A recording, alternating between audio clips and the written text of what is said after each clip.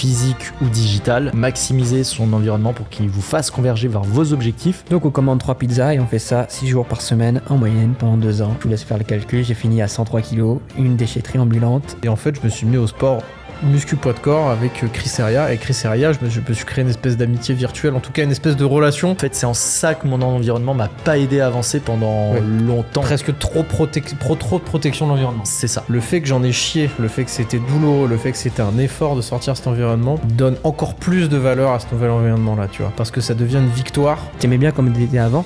Bah non, en fait, tu m'aimes pas. Parce que si tu m'aimais vraiment, tu serais content que j'ai changé. Tu serais content que j'ai évolué vers une direction qui me plaît plus. Si actuellement je me plais plus qu'avant, si évidemment j'ai envie de me foutre en l'air, peut-être que l'évolution n'est pas bonne. Parce que là, les deux zigotos, je leur fais à bouffer, puis qu'est-ce que je les vois faire à 16h, ces chiens ? Ils sont là avec 36 Kinder et ils savent bien que eux, ça leur ferait rien de bouffer 36 Kinder. Ouais, mais c'est des Kinder Bueno White, mec. Moi, c'est les délices. Trop bon. J'ai calculé d'ailleurs, quand je mange des délices, je mange la boîte entière. Ouais, c'est toi, c'est 10 Kinder Délices. 1400 calories. Davai Team, bonjour, c'est Amaury, bienvenue dans ce nouvel épisode du podcast Mieux vaut fait que parfait. Comme vous pouvez le voir, aujourd'hui je suis de nouveau en très bonne compagnie. Tout d'abord avec Maître Kratos, comme d'habitude, que vous commencez à bien connaître étant donné qu'on a fait pas mal d'épisodes.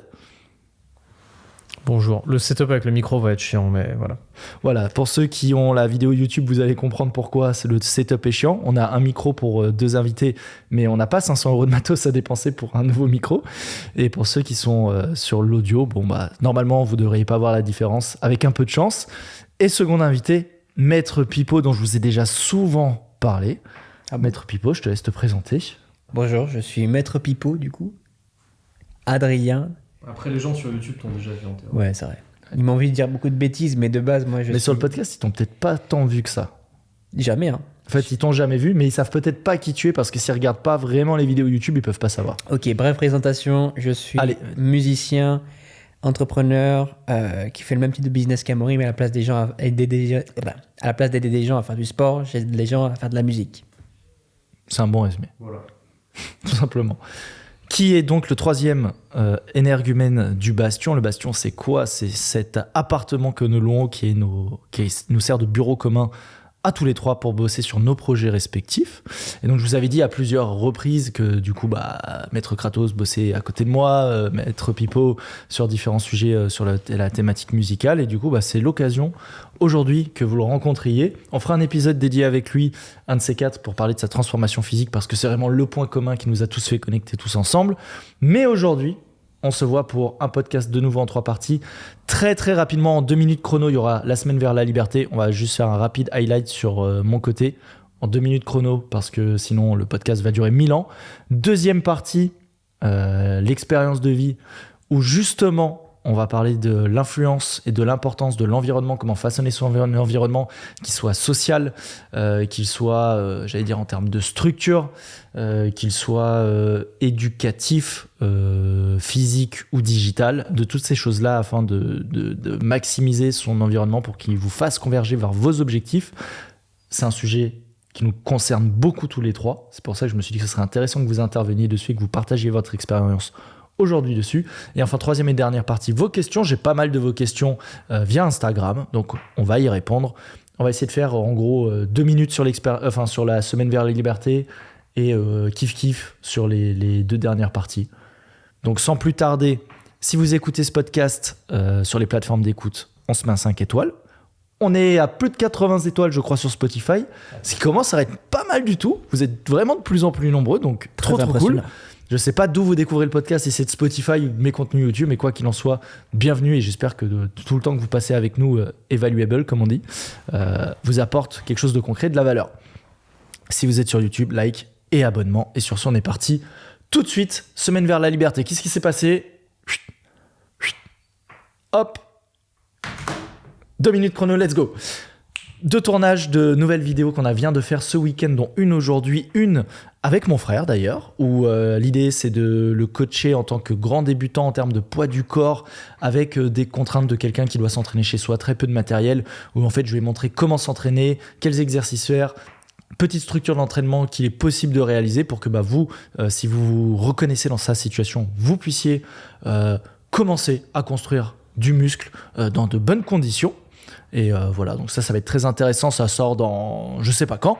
Deuxième vidéo avec Elliot le bodybuilder, dont je vous ai déjà un peu parlé sur Instagram pour que vous ayez un aperçu de séance d'eau type bodybuilding, qui est mon point faible, et par la même occasion qui vous partage lui de son expérience en tant qu'athlète, en tant que bodybuilder spécifiquement, en tant que coach sportif, en tant que j'allais dire pratiquant qui a fait évoluer sa vie autour de l'évolution physique et tout ce que ça lui a apporté. Donc ce sera une vidéo très format entraînement / podcast, en mode vraiment partage d'expérience, partage d'un moment d'entraînement, partage d'expérience de vie. Ça va être très très cool. Et enfin, en gros sujet pour terminer, il me reste à peu près 50 secondes. Tout ce qui est autour de Renaissance, toujours l'avancée des élèves, etc. On a tourné des nouveaux contenus pour l'accompagnement parce qu'il y avait des questions qui revenaient de façon récurrente, des petits points manquants. Donc réactivité, on a complété avec des nouvelles vidéos que j'ai mis à dispo aux élèves. Donc très cool. C'est quoi Renaissance? Pour ceux qui ne savent pas, c'est mon accompagnement qui vous permet, si vous êtes un homme de 21 à 35 ans, d'évoluer sur le plan physique, au poids du corps bien sûr, et aussi de faire évoluer votre lifestyle. Le but, c'est qu'on transforme et votre physique et votre lifestyle en 4 mois ensemble. Accompagnement one-one, on bosse ensemble là-dessus. Je vous accompagne pas à pas et vous évoluez avec le groupe d'élèves que j'ai déjà. Si c'est un projet qui vous parle, notamment sur la partie donc vraiment bien sûr physique, mais aussi, et j'insiste, lifestyle, le sport est là pour porter l'évolution du lifestyle en parallèle. Premier lien de la description. Vous avez une description du projet et si ça vous parle, vous réservez un appel avec moi, on parle de votre projet et on voit si on peut faire quelque chose ensemble. Et après, il y a eu plein de petites bricoles, mais comme j'avais dit 2 minutes, on est à 2 minutes 20, on s'arrête là pour aujourd'hui. Fin de la semaine vers la liberté, c'était express, simple, efficace. On passe tout de suite à l'expérience de vie tous les 3. Efficace aujourd'hui. Très efficace. Par contre, qui tape du pied là depuis tout à l'heure, ça me stresse au plus haut point. Il y a un claquement là. Ah, je tape pas du pied. Hein. Ok. Je tape Je suis absolument innocent, mais je crois qu'Amaury est fou et que c'est bien Amaury du côté d'Amaury et je crois que c'est son fauteuil qui craque ou un truc comme ça. Je sais pas. Ah, peut-être. Hein. C'est Amaury. Depuis, ça me trigger depuis à peu près. Il est en train de péter un plomb. 2 minutes 17, mais je vais faire en sorte que ça aille. Ok, Voilà. ça. Ouais. Parce que moi, j'ai pas envie que tu nous tapes. Vu ton gab, ça m'inquiéterait. On a peur de Kratos. Ok. Partie 2, expérience de vie. Donc, l'environnement, comment influencer son environnement, comment accepter quoi mettre en place pour le modifier, quel impact ça a eu dans nos vies, qu'est-ce qu'on conseillerait de faire. Comme on a tous eu un passif d'évolution physique, je me suis dit qu'un point intéressant, ce serait de se dire en quoi notre environnement nous a aidé à évoluer d'un point de vue physique et aussi en quoi potentiellement il nous a retardé dans notre évolution physique. Pourquoi on ne s'est pas lancé plus tôt dans nos transformations, pour reprendre finalement le thème du physique qui est récurrent. Et ensuite, on verra le côté environnement, peut-être pour aussi le côté pro qui nous réunit aujourd'hui au Bastion. Qu'est-ce que vous en pensez ? Bah moi, ça me va. Hein. Est-ce que vous êtes chaud ? Vous faites un rapide retour en 1 minute de votre parcours en termes d'évolution physique. Quel était le point de départ, le point d'arrivée, que chacun, enfin que ceux qui ne vous connaissent pas, ils aient une idée de votre parcours. Ok. Vie dans une famille standard où maman aime bien faire beaucoup à manger, compétition, frère, père. C'est celui qui bouffe le plus. Du coup, globalement, on est naturellement, avec un peu d'embonpoint, 1m80 déjà à 85-90 kg. Bon, rien d'alarmant, mais un peu à l'excès, mais toujours une activité physique jusqu'à mes 18 ans. 18 ans, études supérieures, catastrophe ambulante, vie musicale.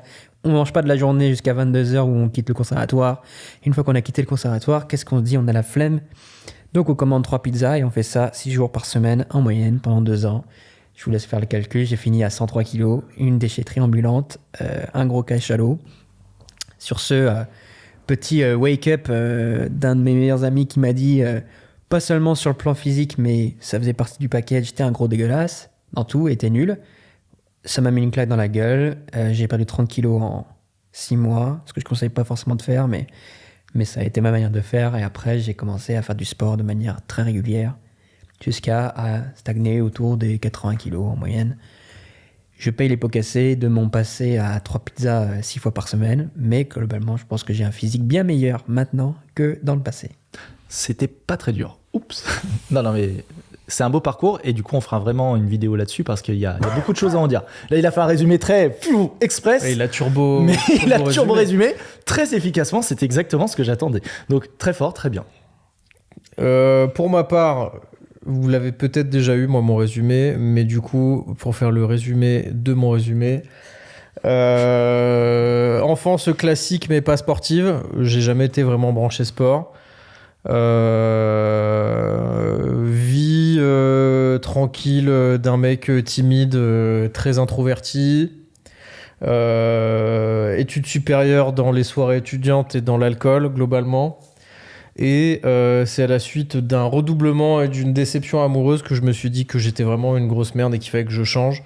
J'ai réglé mes problèmes d'addiction à l'alcool et à la cigarette.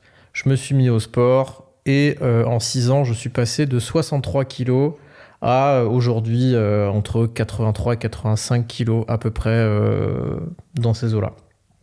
Voilà, c'est tout. Très clair. Bon résumé aussi. Très bien. Bon, ça vous donne déjà un aperçu de leur parcours. Et moi, je résume. J'ai fait un peu de sport, oui, dans mon passé, du karaté notamment. Pour autant, j'étais une brindille. Je devais faire à peu près 54 kilos pour 1m72. Jusqu'au jour où je me suis dit que j'étais vraiment trop une merde à beaucoup trop jouer à Dofus. 10 000 heures de jeu, on n'oublie pas. Je vous laisse faire le calcul. Plus de 10 000 heures de jeu. Jusqu'au moment où j'ai suivi mon frère qui s'est chauffé à se dire viens, on fait un peu les entraînements de Thibaut InShape, puis on s'inscrit en salle de sport. J'ai commencé la muscu, puis j'ai découvert le poids du corps, les figures de street, etc. Et au final, en quelques mois, j'ai pris plusieurs kilos jusqu'à arriver aujourd'hui à 1m72 pour environ 67 kilos, ce qui fait un petit plus 12, 13 selon les situations. Donc je ne suis pas énorme, mais c'est incomparable avec avant, et surtout l'hygiène de vie qui en découlait, et c'est surtout ça le plus important, c'est tous les changements en termes d'hygiène de vie autour, alimentation, mindset, investissement dans des projets perso, professionnels, etc. Plutôt que j'allais faire une référence plutôt que de farmer des gels anneaux, mais moi j'avais passé ce stade sur Dofus, quoi, pour ceux qui ont les rêves. On en parlait il y a 2 heures. On en parlait il y a 2 heures en plus. Mais voilà, bref, plutôt que de passer ma vie à jouer devant l'ordi ou devant la console, parce que j'aimais bien aussi. Bref, voilà, grosso modo, en ultra speed. Parfait. À partir de là, question que j'ai envie de vous poser, c'est vous avez eu un élément, on a tous eu un peu des éléments déclencheurs et des éléments qui nous ont fait dire petit à petit, ok, on va changer. Mais est-ce que vous pensez que l'environnement vous a aussi fortement contribué à devenir tel que vous l'avez été? À quel point l'environnement a fait que, c'est-à-dire que demain, si on avait probablement grandi dans des familles où les gens sont très sportifs, ont déjà des diètes, etc., il est très probable qu'on ne serait pas resté ultra skinny ou toi devenu énorme, parce que en fait, c'est pas le standard dans l'environnement dans lequel tu es. Et du coup, à quel point tu penses que ça a eu un impact? De toute façon, il y a des stats sur l'éducation, enfin l'environnement lié à l'éducation. Tu parlais du surpoids et c'est hyper vrai. Sur le fait d'être sportif, tu as plus de chances en tant qu'enfant, en étant dans une famille sportive, de faire du sport. Comme tu as plus de chances en tant qu'enfant, en vivant dans une famille de fumeurs, d'être fumeur. Donc c'est sûr que ton environnement parental, enfin familial, joue. Après, moi je sais que pour ma part, sur l'environnement, en tout cas quand je me suis mis au sport, physiquement j'étais très seul dans cette démarche de me mettre au sport. Non pas que les gens comprenaient pas, mais c'est que j'étais vraiment dans mon coin et je me suis pas vraiment chauffé avec du monde en me disant ou alors il y a eu un élément déclencheur. Enfin, il y a eu un élément déclencheur, mais qui a été après accentué par des proches qui disaient vas-y, let's go. Par contre, t'en parlais un peu en intro et moi ça a été important, ça a été virtuellement, je me suis créé un peu un environnement. Au moment où je me suis mis à la muscu et au poids du corps, je me suis mis à suivre absolument toutes les chaînes YouTube qui parlaient de ça, notamment Chris Heria, notre papa à tous. Ouais. Et en fait, je consommais Chris Heria. Le jour où je me suis mis au poids du corps, je consommais Chris Heria. Je sais pas, entre 2 et 5 vidéos par jour, tous les jours, tu vois. Je pense que toutes les vidéos de Tenex et de Chris Heria, sa chaîne à lui, je les ai vues, tu vois. Ok, tu nous fais l'intro? Tout le monde connaît cette musique dans le podcore, c'est devenu légendaire. What's up guys, Chris Area, welcome for another video. What's up, Chris Area, welcome to another video. Today I'm gonna show you how to super muscle up, let's go. C'est trop ça. Et non, du coup, je me suis créé cet environnement là, et en fait, je me suis mis au sport muscu poids de corps avec Chris Area. Et Chris Area, je me suis créé une espèce d'amitié virtuelle, en tout cas une espèce de relation où c'était un petit peu le rendez-vous de quand je voulais me chauffer, je regardais une vidéo de Chris Area, j'étais trop chaud, il faisait des programmes en plus, il disait bah voilà, back workout, c'était ça, j'ai dit vas-y, je vais faire ça ce soir. Et puis voilà, tu vois, grosso modo, mes entraînements étaient liés à ceux de Chris Area, en tout cas de ce que je voyais sur YouTube. Donc ouais, virtuellement, toi, ça a façonné. Et en fait, au final, tu t'es retrouvé à être un peu bombardé de ce type de contenu un peu tout le temps.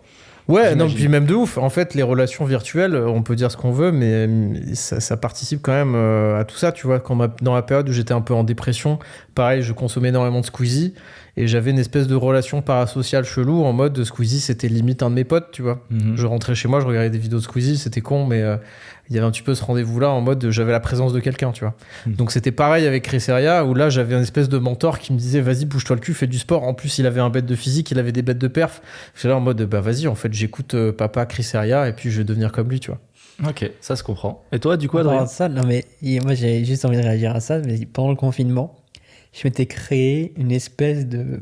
Ça va être très bizarre à dire comme ça, mais comme j'étais très seul pendant le confinement comme beaucoup de personnes, je m'étais créé des espèces d'imagerie mentale où j'avais mis l'incarnation de ce que je voulais devenir dans différents domaines, parce que du coup je fais de la musique comme vous le savez. Il y avait un violoncelliste français que j'aimais beaucoup qui s'appelle Gauthier Capuçon, et du coup je regardais des vidéos tous les jours de Gauthier Capuçon, et à côté je regardais des vidéos tous les jours de Chris Area pour le sport. Je regardais des vidéos parce que je voulais faire de la géopolitique aussi, pourquoi pas, mais je regardais des vidéos sur Napoléon. Pourquoi pas. C'était mon rêve de devenir empereur, un rêve saccagé dans la nouveauté, mais et du coup en fait je m'étais créé, comme il disait, une espèce d'environnement virtuel par rapport à ça. Pour revenir sur le côté où moi je trouve que l'impact de la famille c'est énorme, et comme je disais dans ma présentation rapide, maman qui aime faire à manger, qui mange beaucoup de base, plus compétition avec tous les hommes de la famille pour savoir qui mangeait le plus, ça t'aide pas à avoir des habitudes alimentaires saines, même si ma mère m'a enseigné par exemple aussi à toujours prendre des produits frais, manger des trucs frais, etc. Et ça a quand même impacté. Maintenant je fais la bouffe au Bastion, ce qui est quand même un sketch. Ça a participé à ce que je cuisine, c'est ma mère qui me l'a appris, et ça fait que je cuisine tout le temps des légumes, je les fais moi-même, je sais les faire. Je fais de la nourriture à partir d'ingrédients de base que tu trouves chez le marché, ou ça va faire bobo, mais chez les messieurs bio, voilà. Produits bruts que tu Produits bruts, et je les transforme. Notre seul problème que j'ai tiré de ma mère, ça a été plutôt les quantités. Bon, j'ai eu des petits problèmes de quantité, et vous qui mangez mes pâtes, vous pouvez trouver que des fois, quoique Arthur il se plaint jamais, mais que des fois il y a la quantité généralement. En tout cas, j'aime faire à manger et on mange en quantité. Voilà, c'est des produits sains, c'est des produits bien cuisinés. Il n'y a pas de trucs transformés bizarres, mais c'est juste que oui, c'est sûr que quand tu t'enfiles 500 grammes de pâtes en un repas, c'est beaucoup. C'est juste beaucoup. Ouais, mais est-ce qu'il vaut pas mieux s'enfiler 500 grammes de pâtes que 3 pizzas Domino's, tu vois? C'est le truc. Pour répondre à ça, je suis coupable de mon deuxième environnement. Alors, c'est facile de leur jeter la pierre, mais on va pas dire que les musiciens sont très sains. C'est-à-dire que quand ils mangent pas, ils boivent, et quand ils travaillent pas, ils mangent. Quoi qu'on mange pas beaucoup, mais on est un peu des geekos, c'est la santé. Et aussi, il y a un truc très mal vu dans la musique, je sais pas pourquoi c'est comme ça, mais je trouve que dans le conservatoire, genre avoir une culture du physique ou vouloir paraître beau, c'est mal vu. Pour une raison complètement aléatoire, c'est comme s'il fallait saccager sa santé gratuitement parce que c'est cool, mais c'est plus stylé de s'enquiller des quantités de bière astronomiques que de prendre soin de sa santé. La drogue aussi est quand même relativement présente, un petit peu, juste un petit peu, mais on est un peu des geekos, sauf qu'à la place d'avoir des jeux vidéo, on a des violons et des violoncelles. Mais c'est sûr que cet environnement-là n'est pas idéal. Le fait de bosser toute la journée, de pas manger, et le soir, tu te retrouves chez toi, tu as la flemme de quoi que ce soit, et du coup, tu te commandes des pizzas. Tout, je pouvais les avoir gratuites, j'expliquerai ça dans la vidéo avec Amaury. C'est pas, ça fait que ça a vraiment détruit ma santé. Puis la santé du musicien n'est pas du tout prise en compte. Voilà. Mais je te rassure, et je pense que Amaury, tu peux témoigner aussi. Alors moi, j'étais dans un contexte école d'ingénieur, mais même toi qui étais dans l'informatique, Moi, c'est peut-être plus exacerbé dans le contexte école d'ingénieur, mais tu parlais de l'environnement du musicien qui est là pour boire de l'alcool. Je te rassure, en école d'ingénieur, c'est un peu le cas aussi, hein, tu vois. T'es le mec cool quand t'es le mec qui sort souvent, qui fait des beer pong, qui boit et qui est cool quand il boit, tu vois. Donc moi, cet environnement d'étudiant, avec les soirées étudiantes, pareil, je pense que ça a participé au fait de me tirer vers le fond, de me faire boire de plus en plus d'alcool aussi, tu vois. Mais après, j'ai envie de te dire que vous, ça s'estompe quand vous rentrez dans la vie active. C'est-à-dire vous sortez encore, mais c'est moins le cas que nous. C'est après chaque concert, chaque répète. Non, mais je vois ce que tu veux dire, mais genre vraiment, j'ai l'impression que les musiciens, quel que soit l'âge, ils finissent dans un bar, quoi. Avec tout le respect que j'ai pour les musiciens. Hein. Buvez moins. Mais ouais, je comprends. Oui, c'est... Bah... En fait, ça, c'est un peu de... J'allais dire, petit aparté où tu disais école d'ingé, etc. C'est de façon générale. J'ai l'impression que de toute façon, de la maternelle quasiment jusqu'au moment où tu rentres dans le monde du travail, c'est toujours plus cool d'être le mec qui sort, qui se met un peu en avant, qui fait un peu le con et qui est pas dans la performance éducative. Ah non, qui est parce que souvent catégorisé en intello, et toi-même, quand t'es passé un peu par cette case, moi, je suis complètement tu te sentais passé pas par à là. l'aise. J'arrive pas à expliquer encore pourquoi, mais dans la scolarité, globalement, c'est plus cool d'être le trou de balle qui fait les conneries et qui amuse la galerie que d'être le mec qui réussit dans les études, tu vois. J'allais dire, en tout cas, en France, ce que j'allais dire, je pense qu'il y a d'autres systèmes éducatifs, style Japon, je suis pas sûr que ça se passe comme ça. Asie, sans doute, mais c'est vrai que nous, tu passes tout de suite pour le suceur, et je pense que c'est le problème, c'est que en fait, ça serait comme si tu trichais. C'est-à-dire que tu compétirais pas de manière fair avec les autres, tout simplement parce que je me mets en avant pour le professeur, je lui suce la queue, et du coup, c'est ça qui permet d'avoir des bons résultats. Bah, c'est surtout qu'en France, globalement, et je pense que du coup, en alcool, on le voit aussi, on a énormément de mal et de complexe vis-à-vis des gens qui réussissent, tu vois. Donc, quelqu'un qui réussit est forcément mal vu parce que soit il profite de quelque chose, soit il a été apparemment avantagé, soit il a été je sais pas quoi. Et du coup, je pense que la réussite scolaire, c'est un peu ça aussi. C'est un peu mal vu de réussir scolairement parce que on a du mal avec les gens qui s'en sortent, tu vois. Ouais, puis s'il réussit, ça veut dire que forcément, il a bien léché la chatte à la prof. Ouais. En fait, c'est ce côté très... dès qu'il y en a un qui sort un peu du panier de crabe, t'as les autres, ils sont là pour... Hop, plutôt que de se dire... Putain, ce gars, en fait, je suis pas très différent de lui. Let's go, moi aussi, je pourrais sortir du panier. C'est non, on l'attrape et reviens ici avec nous. Et reste une merde, en fait, un peu. J'allais dire, c'est un peu ce côté. Et en fait, oui, comme tu le dis, ça se traduit depuis l'école jusqu'à, en fait, à posteriori. Et c'est... En fait, au final, t'as des adultes qui sont conditionnés dans ce mood-là. Par contre, je saurais pas dire pourquoi... je pense que c'est plus gens simple. en primaire sont déjà conditionnés comme ça. Je sais pas quelle étape. C'est plus simple, tu vois. C'est plus simple de se conformer et d'être cool dans la conformité. C'est plus facile, tu vois. Ça demande moins d'efforts, clairement. Oui, et oui. c'est pour ça dans ce sens, je pense que c'est encouragé, entre guillemets. C'est que c'est plus facile d'être à l'aise dans ton panier de crabe plutôt que d'assumer le fait d'en être sorti, tu vois. Et du coup, vas-y. Disons que, en fait, je pense que c'est que historiquement ou même actuellement, il y a quand même une réelle envie d'être juste une victime. Parce que, en fait, il y a eu tellement d'exemples qui confirment que y a des gens qui ont réussi en trichant, entre guillemets, que du coup, les gens induisent ce pattern et se disent mais du coup, s'ils réussissent, c'est qu'ils trichent d'une manière ou d'une autre, et que ça leur permet de ne pas se mettre face à leur propre responsabilité, qui est que, quoi que tu fasses au final dans ta vie, tu as quand même un pouvoir dessus, même s'il est minime ou même s'il est à un certain degré. Et tu avais quand même cette marge de manœuvre qui te permet d'être changé, tu l'as pas saisi, d'autres l'ont fait. Et oui, il y en a qui trichent, mais il y en a aussi plein qui trichent pas. Donc en fait, c'est faire une cause à effet entre, il y a des nobles, ils sont nés avec le bon sang, ok, tant mieux pour eux. Ou t'es né dans la bonne famille, tant mieux pour toi. Mais ça veut pas dire que c'est forcément que comme ça que tu réussis, et que même si c'était le cas, tu peux quand même être responsable en partie de ta réussite. Parce que même si tout le monde a réussi par la chance ou par la triche, tu peux, toi, à titre individuel, en tout cas j'aimerais le croire, et je préfère le croire, que tu peux être maître de réussite, au moins en partie. Carrément cohérent. Et est-ce que du coup, en ce sens-là, cette notion de justement tirer vers le bas, on l'a parlé là dans le système éducatif, ça se traduit pas aussi du coup sur notre lifestyle global, donc apparence physique, capacité à mieux manger, à avoir un meilleur rythme de sommeil, à parfois se restreindre en termes d'activité, j'allais dire festive, pour pouvoir être plus performant, plus apte à être productif sur des projets perso, etc. Donc en fait, faire un peu moins de divertissement pour se concentrer sur des choses qui nous tiennent à cœur. Et c'est souvent pas forcément bien compris et toujours bien vu. Est-ce que vous pensez que justement cet environnement-là, c'est pas potentiellement, vu que c'est un peu l'environnement par défaut de tout le monde finalement, un frein à vouloir faire des changements forts dans nos vies comme vous avez pu les faire? Bah, c'est surtout que je pense qu'on est animé. Et c'est marrant parce on a eu la discussion sur ce sujet. C'était pas sur ce thème-là, mais ça s'est revenu sur la table. C'est la validation par ses pairs, une espèce de validation sociale, tu vois. Et je pense qu'en effet, comme tout être humain cherche à être validé par ses pairs, en fait, le raccourci et la façon la plus simple de le faire, c'est de faire comme les autres. Et du coup, d'avoir le lifestyle moyen de la personne moyenne, comme ça représente 80% des gens, 80% des gens vont le valider. Et comme c'est la majorité des gens et qui vont te valider, en fait, c'est plus simple d'être comme ça et de pas faire différemment, tu vois. Enfin, en tout cas, moi, c'est comme ça que je vois les choses. Ouais, ça me paraît pas mal cohérent.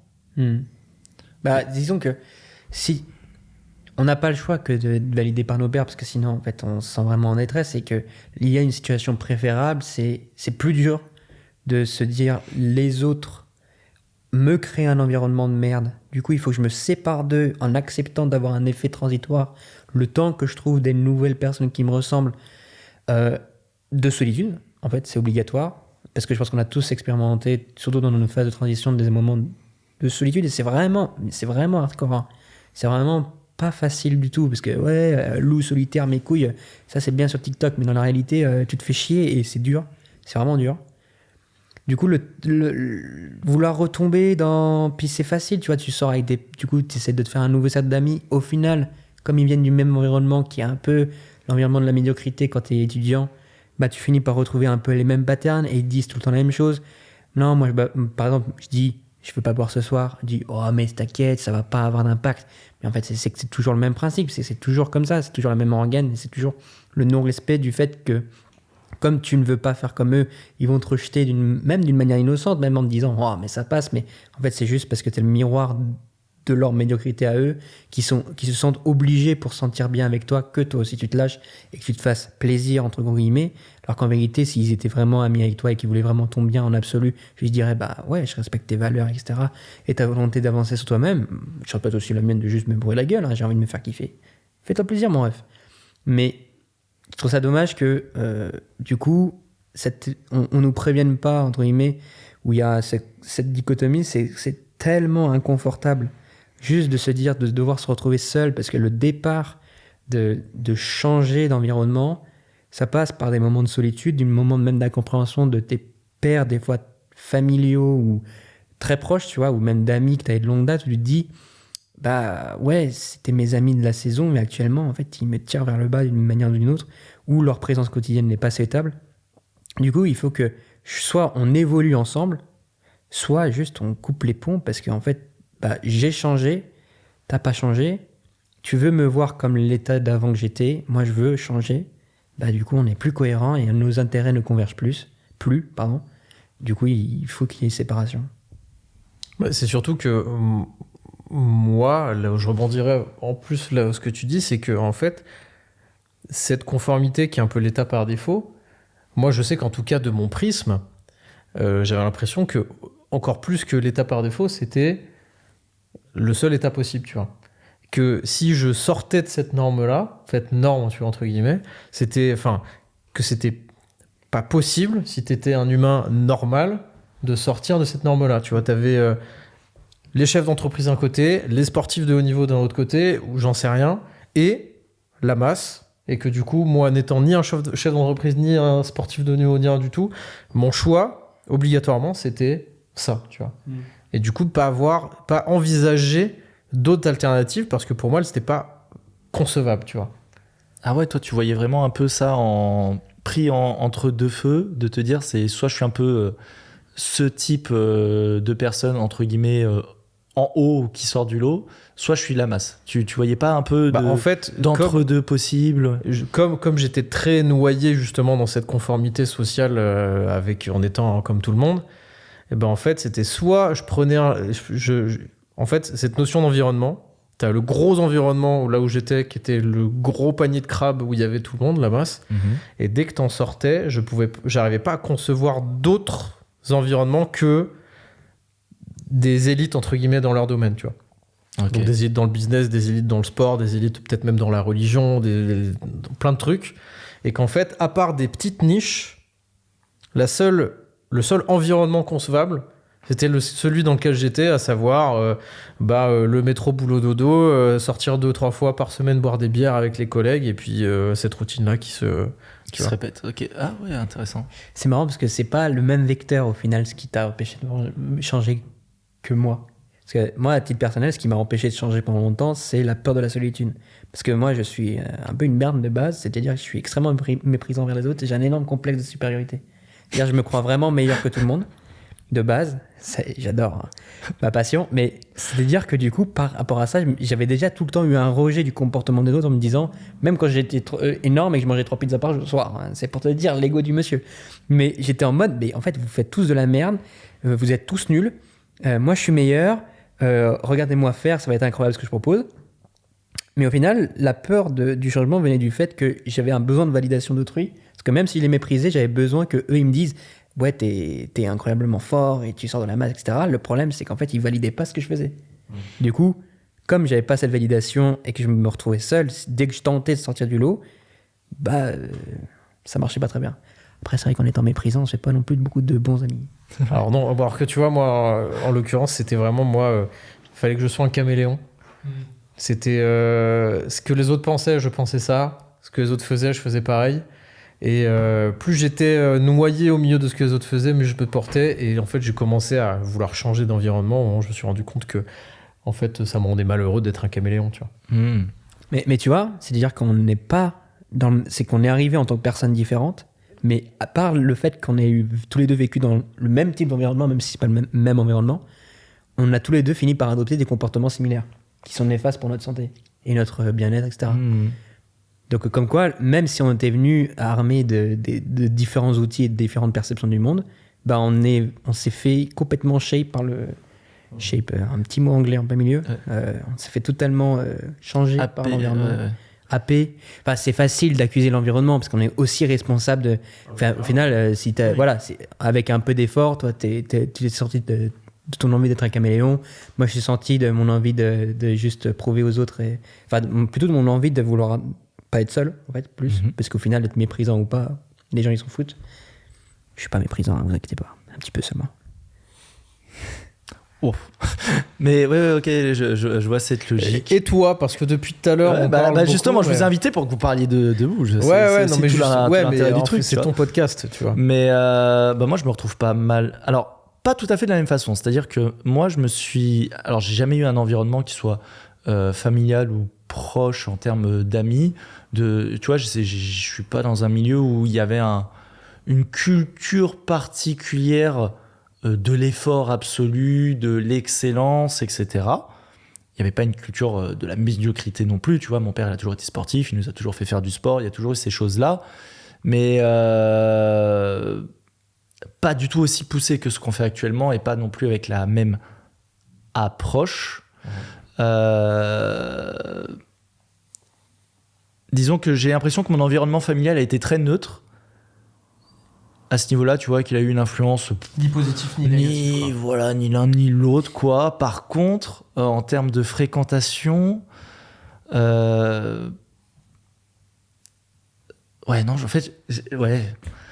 dire, je suis même pas sûr que mon environnement, en fait, j'ai pas eu un environnement qui m'a fondamentalement tiré vers le bas. Ouais, c'est plutôt ça. Ça m'a jamais tiré vers le bas. Il m'a jamais tiré vers le haut. Pour autant, j'ai toujours eu conscience que rien ne m'empêchait de mettre en place les actions qui auraient pu m'amener dans d'autres directions. Simplement, j'étais très en mode en même temps, je sais pas où je veux aller. Donc, en fait, mon problème, c'est pas la capacité à me dire faut que je mette en place telle ou telle action. C'était où je vais, mon problème. Je savais pas où je vais, donc je pouvais pas me dire je mets en place certaines actions, parce que quand tu mets pas des actions en place pour le plaisir de mettre des actions, ça sert toujours à un objectif. Or moi j'avais aucun objectif. Mais du coup, ouais, moi la question que je me pose et que je te pose du coup, c'est est-ce que le problème de ton environnement, pour le coup, c'était pas justement de faire en sorte de te maintenir à cet état-là, tu vois, ni à tirer vers le bas, ni à tirer vers le haut, juste il te cocoonait à ce que tu vois, c'est exactement comme t'étais. Ça, ouais. Tu vois, t'étais comme ça et il te conformait à ça. C'est pas faux dans le sens où mes parents ont toujours été assez protecteurs dans leur approche de l'éducation. Alors, ils ont su mettre certaines limites, certaines barrières et très bien poser certaines bonnes bases. Mais globalement, trop dans la protection, ce qui fait que, entre guillemets, comme j'avais pas de nécessité pour ma survie, on va dire, en tant qu'individu, pour pousser le truc un peu loin, de se dire, bah, demain, que je réussisse ou pas mes études, finalement, c'est pas très grave. Que je trouve ou pas un emploi, c'est pas très grave. Que je m'accomplisse socialement, c'est pas très grave. En fait, je sais que je peux compter sur eux en cas de problème, mais en fait, comme je sais que j'ai ce filet quoi qu'il arrive en cas de problème, en fait, tu deviens un peu Tanguy, pour prendre une vieille référence, qui est en mode, bah, en fait, t'as jamais besoin de mettre le pied pleinement dans le grand bain de la vie, qui, elle, va te mettre des gifles si tu fais pas le nécessaire, parce qu'en fait, pendant très longtemps, j'ai jamais vraiment quitté le nid. Oui. En fait, c'est ça. Tu sautais toujours avec un filet, ce qui fait que... Donc... ouais, c'est vrai qu'il y a des histoires de micro. Non, ce que je disais, c'est que tu sautais, en fait, tu faisais toujours, tu faisais le funambule, mais toujours avec un filet, ce qui fait qu'en fait, tu savais qu'au pire, si tu te cassais la gueule, t'avais ce filet. Et en fait, c'est en ça que mon environnement m'a pas aidé à avancer pendant longtemps. Presque trop de protection de l'environnement. C'est ça. Je pense qu'il y a, c'est un gros problème partagé par beaucoup de gens, suffisamment de sécurité pour que t'aies pas besoin de sauter le grand pas, et du coup, t'es pas forcé à bouger. Mais en plus, c'est que tu as une telle multiplicité de choix et de possibilités d'avenir que tu peux pas vraiment tester et éprouver, que en fait, tu n'as même pas l'envie, donc tu n'as ni l'envie ni le besoin de changer. C'est ça. Donc en fait, la stagnation est l'état vraiment, qui est par en plus un état délétère, qui est l'état par défaut. Ouais, c'est ça. T'as ni le besoin, ni l'envie. Parce que au moins, j'aurais eu la nécessité, même si j'avais pas l'envie de faire telle ou telle action, au moins je les aurais mis en place, et l'action, au bout d'un moment, t'emmène quelque part. Tu rediriges tes actions au bout d'un moment donné si besoin, mais au moins tu fais quelque chose. Là, j'étais vraiment en mode, bah, je peux rentrer, jouer, ça m'empêche pas d'empêcher de faire mes études, mais même une fois que j'ai fait mes études, j'ai mon job, j'ai de l'argent, je rentre, je joue. Et j'étais vraiment dans un cercle, en ayant pleinement conscience, tu vois, j'étais pas du tout dans le déni de la situation, j'étais juste en mode... Ça me va bien, quoi. De toute façon, je sais pas quoi faire. Mais en fait, et voilà. C'est-à-dire que c'est quand même dommage dans les sociétés d'abondance, parce que idéalement, l'environnement, il est suffisamment abondant pour que ta question de survivabilité soit plus une question, mais que tu puisses aussi te guider vers, dans un monde idéal, tes passions naturelles ou un truc comme ça. Le problème, c'est que comme on ne nous fait pas tester le goût des choses, et que j'ai quand même l'impression, et en même temps la confirmation par l'expérience et par lecture, que la passion vient pas forcément magiquement, mais vient beaucoup de la pratique d'un nouvel art et du perfectionnement dans cet art en question, que on a une société où on n'a pas besoin de changer pour survivre, ce qui en soi est souhaitable, hein. Enfin, qu'on soit dans pas une certaine mesure, oui. Qu'on soit pas tous les jours en train de se poser la question de si on survit ou pas, c'est quand même quelque chose de cool.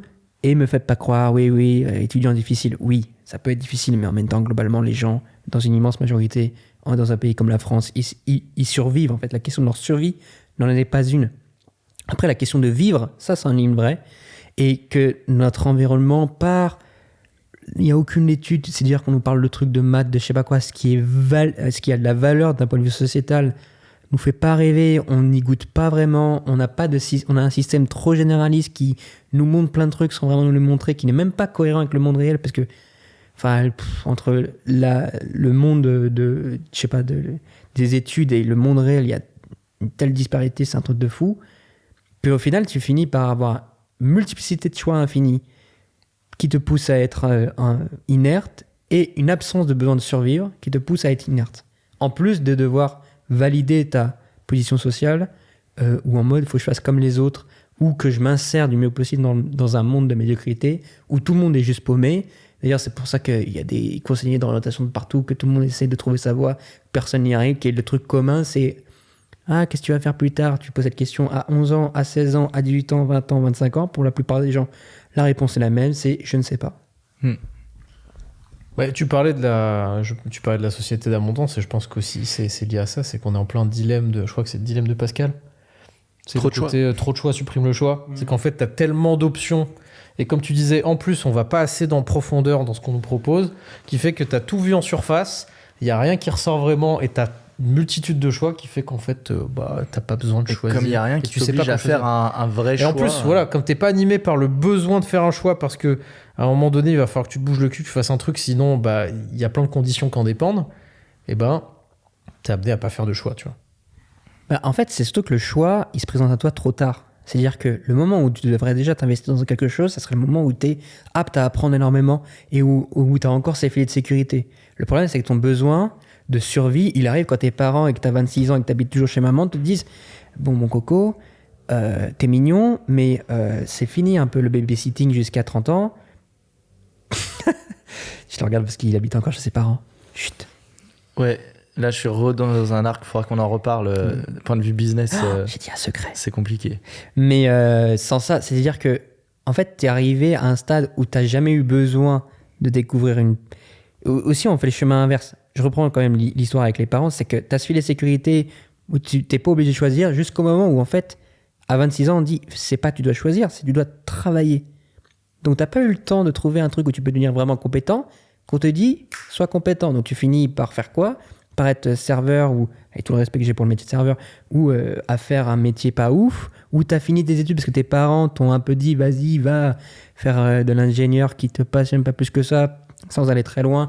Et là, en fait, tu es quand même dans une situation chanceuse parce que tu vas pouvoir avoir ton salariat, mais tu vas pas non plus pouvoir te démarquer suffisamment pour vivre vraiment pleinement ta passion et vivre confortablement.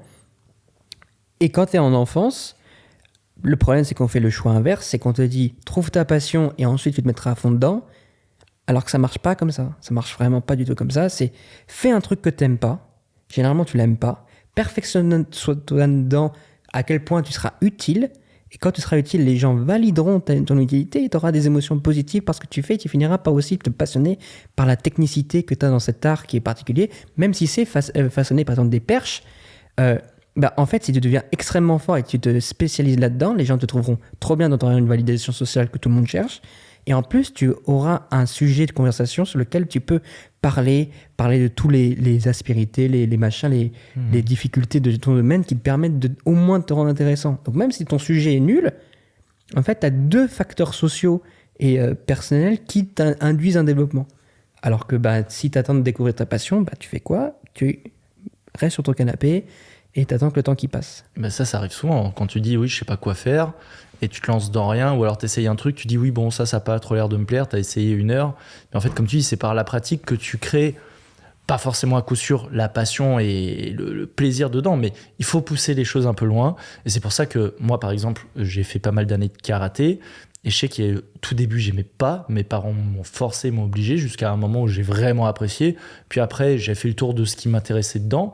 Mais j'ai eu une phase de passion dedans. Mais parce que ils m'ont poussé. Ils m'ont dit ça, j'en ai rien à battre. Tu vas pas arrêter cette fois. Donc tu vas jusqu'au bout. Et c'est à force de creuser que tu te rends compte de est-ce que ça peut me plaire. Après, des fois, tu te rends compte que peut-être ça te plaît pas. Mais au moins, tu as vraiment essayé. Et tu peux switcher sur autre chose. Mais personnellement, la musique, j'ai voulu arrêter un nombre de fois. Mes parents, ils m'ont forcé. Maintenant, j'en fais mon métier. C'est ça. En fait, t'es obligé de creuser. Et justement, à ce point-là, nous, on a eu ce switch sur le côté sport. Est-ce que, justement, depuis votre environnement qui, avant, ne vous convenait pas, a totalement changé de par les changements que vous avez apportés dans votre vie au travers du sport? Est-ce que vous avez vu des évolutions dans votre environnement, dans vos relations par rapport à tout ça? Est-ce que vos cercles d'amis sont les mêmes globalement? Est-ce que ces personnes-là, vous avez un centre d'intérêt commun autour du sport ou pas? Enfin, il la pose comment vraiment ça s'est cette manifesté? question. Je sais pas pourquoi il la pose. Je vois pas pourquoi tu la poses. Non, Je la pose. Non, la réponse est assez simple, c'est que je faisais du sport à basique foutre pendant longtemps et un peu chez moi tout seul, ça avançait pas et même mon domaine de vie n'a pas avancé. Il y a un jour un gars qui faisait du sport qui a dit « Ouais, tu devrais t'entraîner là-bas, il y a tous les street qui sont là-bas, toi qui fais du street, va là-bas. » Je suis allé là-bas, j'ai rencontré Amaury Arthur la première fois que je suis allé là-bas et depuis on est dans un bastion, donc je crois que si, ça a changé un peu ma vie. Moi, ce qui me fume, parenthèse dans la parenthèse, c'est qu'on a complètement normalisé l'idée de ne pas respecter Basic Fit au point de l'appeler Basic Foot, tu vois. Bah, ça dépend, Basic Fiat, Basic Fiat, Basic je crois Foot, qu'on n'a pas eu une conversation ensemble sans que Enfin, on n'a jamais prononcé le mot Basic Fit, hein, mais... C'est vrai. Non, moi, l'environnement, pour revenir sur l'environnement, pareil, il a énormément changé. Avant, tous mes potes étaient des potes que j'avais en soirée. Maintenant, les potes que j'ai sont des potes avec qui je fais du sport, globalement. Et des potes avec qui je fais un business, tu vois. Mais cet environnement-là, lié au sport, a eu énormément d'importance. C'est parce qu'en fait, à travers le sport, je me suis mis à vouloir faire plus que ce que je faisais de base, tu vois, apprendre à me dépasser, à prendre goût de l'effort, goût à me dépasser. De là, j'ai rencontré des gens qui m'ont encore plus poussé là-dedans, tu vois. Typiquement, les potes qu'on a dans le sport, vous, Maître Épaule, tout ça, tu vois. Mhm. Et ce qui fait que, en fait, j'en suis à un point de ma vie où aujourd'hui, je suis en train d'entreprendre. Je suis en train de créer vraiment une activité d'entrepreneur, là où il y a 3 ans, c'était même pas concevable que je sorte du salariat, tu vois. J'étais rangé dans mon métier, je prenais plaisir dans mon métier. Je prends toujours autant de plaisir dans mon métier, c'est pas la question. Mais pour moi, c'était pas concevable, tu vois. Je ne pouvais pas entreprendre. Je n'avais pas la mentalité d'un entrepreneur, je n'avais pas les compétences d'un entrepreneur, je n'avais pas assez de projection et d'ambition pour être un entrepreneur. Ouais, t'avais des, entre guillemets, des barrières que je m'étais mis, tu vois. Et des barrières, c'est même pas que tu te disais, oh, ça je pourrais, mais c'est juste, ça me plaît pas. C'est vraiment, tu te disais, mais c'est même pas atteignable. C'est que pour moi, ça ne faisait pas partie de mon identité, entre guillemets. Je ne pouvais pas être un entrepreneur. C'était pas dans le champ des possibles. Ah, tout à fait. Ouais, ok. Mais en fait, juste si on réfléchit pragmatiquement, ton environnement, tu le switches d'étudiants qui passent leur vie à s'excuser que les profs sont trop difficiles si jamais ils ont une mauvaise note, qui subissent... là-dedans, hein, moi. Bah ouais. Dans le déni. J'avais une mauvaise note, c'est la faute du prof Non, mais... qui n'avait pas fait comme dans les annales, tu vois. Non, mais ça, c'est de la folie. Ou soit les annales, soit les cours sont trop durs, j'arrive pas à suivre. C'est toujours la faute du prof. Et que dès que tu fais autre chose que des cours, tu subis tes passions, c'est-à-dire t'es dans le cul, ou tu vas boire des quantités d'alcool absolument astronomiques, ou tu parles politique sur lequel t'as aucun impact. Ouais, je suis étudiant, je suis militant, mes couilles. Tu te sens concerné par cette situation ? Je me sens peut-être un peu concerné par le côté politique. Je suis coupable. Je peux être coupable sur le côté politique. Juste, tu échanges ces amis-là par des gens qui, même si tu vas continuer peut-être à parler BRQ, oui, ça c'est sûr, et politique, tu vas aussi, à des moments, parler de sport, santé, de gens qui font des sacrifices, d'ambition, mais même si c'est juste pour avoir des grosses épaules. Mais en fait, la différence, c'est que tu es dans un domaine où tu as de l'impact, où quasiment tout dépend de toi, quand même. Bon, tu peux te blesser, tu peux je sais pas quoi, tout dépend de toi, quasiment dans le sport. Tu es entouré de gens qui ont cette dynamique, vous faites plus de sport et vous vous retrouvez pour vous amuser, pour faire du sport, pas pour se bourrer la gueule, pour faire du sport.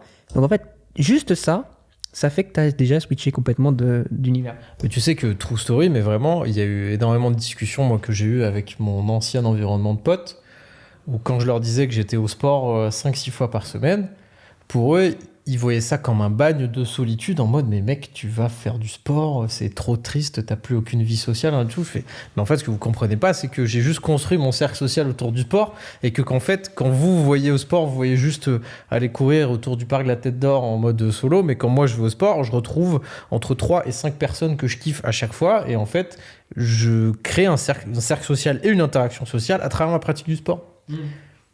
Comme toi, t'irais boire une bière au bar, tu vois. Sauf que toi, tu fais des pompes. Sauf que moi, je fais des pompes, voilà. Et, mais je revois des gens tout pareil. Donc non, je ne suis pas seul. Tu n'as pas à être seul quand tu fais du sport. Tu connectes à travers... tu crées un environnement avec des points que tu as en commun, enfin, avec d'autres personnes avec qui tu as des éléments en commun, tu vois. Et là où c'est hyper intéressant, c'est que... Est-ce qu'on peut dire que... Bien sûr, il y a eu une phase de changement qui a été d'accepter un peu par vous-même, de réussir à changer un peu vos habitudes et vos objectifs. Et donc, phase de transition d'environnement. Ah, c'est dur, hein, en plus. Ce qui est dur. Mais en fait, si demain, vous étiez retrouvé projeté tout de suite dans ce nouvel environnement que vous avez actuellement, en fait, faire ces actions-là, ça aurait été beaucoup plus simple parce qu'en fait, c'est le standard dans lequel vous vous seriez inscrit Et puis, plutôt que de devoir sortir du standard dans lequel vous vous inscrivez. c'est surtout, moi, je trouve que, enfin, à titre personnel, je dirais pas que c'est forcément une définition. En tout cas, moi, c'est ma définition. Le fait que j'en ai chié, le fait que c'était douloureux, le fait que c'était un effort de sortir cet environnement, pour moi, donne encore plus de valeur à ce nouvel environnement-là, tu vois. Parce que ça devient une victoire de m'être sorti d'un environnement qui me plaisait pas et de m'être construit moi-même un environnement qui aujourd'hui est hyper sain pour moi, tu vois. Et je pense que d'avoir été projeté direct dans cet environnement sain, objectivement sain, oui, il est objectivement sain et il aurait été meilleur que d'être projeté dans l'environnement étudiant, bière, tout ce que tu veux. Pour autant, je pense que j'y accorderais un tout petit peu moins de valeur parce qu'il aurait été acquis plutôt que... Enfin, inné plutôt que acquis, tu vois. Oui, c'est-à-dire que tu aurais quand même pu fournir les efforts de travail nécessaires. Néanmoins, le fait de ta capacité à avoir réussi à switcher te procure d'autant plus de satisfaction parce que c'est d'autant plus un challenge plutôt que le choix, entre guillemets, par défaut que tu aurais bêtement suivi. Surtout que je pense que tu ancres plus facilement cet environnement et les éléments qui le composent quand tu les as gagnés au prix de la douleur, des efforts, de la sueur, de ce que tu veux, plutôt que quand on te les donne, tu vois. Après, je pense que c'est plus souhaitable que ta base, ça soit l'environnement sportif et que tu aies envie de sortir, plutôt que ta base, c'est que tu sors et qu'au bout d'un temps, tu te dis « Ah, ce serait bien que je me prenne en main. » c'est sûr. Donc, je pense que... En fait, je réfléchissais pendant que tu parlais, je me disais, si actuellement il y a quelqu'un de perdu dans sa vie, et en tout cas, si je parlais au moi d'il y a 5 ans, je lui dirais une chose, mec.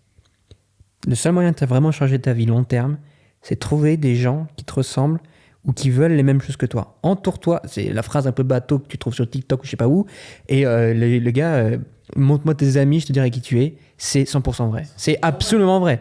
Et du coup, si tu es perdu dans ta vie, juste trouve le meilleur club de sport ou d'activité physique. De préférence, tu peux avoir une communication, une interaction sociale qui est facile. Parce que le problème de la salle, c'est que pour beaucoup, c'est difficile d'avoir une interaction sociale. Mais si demain, tu t'inscris, je sais pas, à l'escalade ou un sport co quelconque, tu vas avoir des interactions sociales et ça va créer un environnement sain. Et fais-toi des potes où des gens font du sport, en fait. Et ça va changer ta vie. Soit du sport, soit un environnement qui te pousse à progresser. Mais vraiment, le conseil qui change ta vie, c'est change d'environnement. Change tes amis. Et en fait, en vrai, faut pas voir les amis, ah, c'est triste, machin et tout.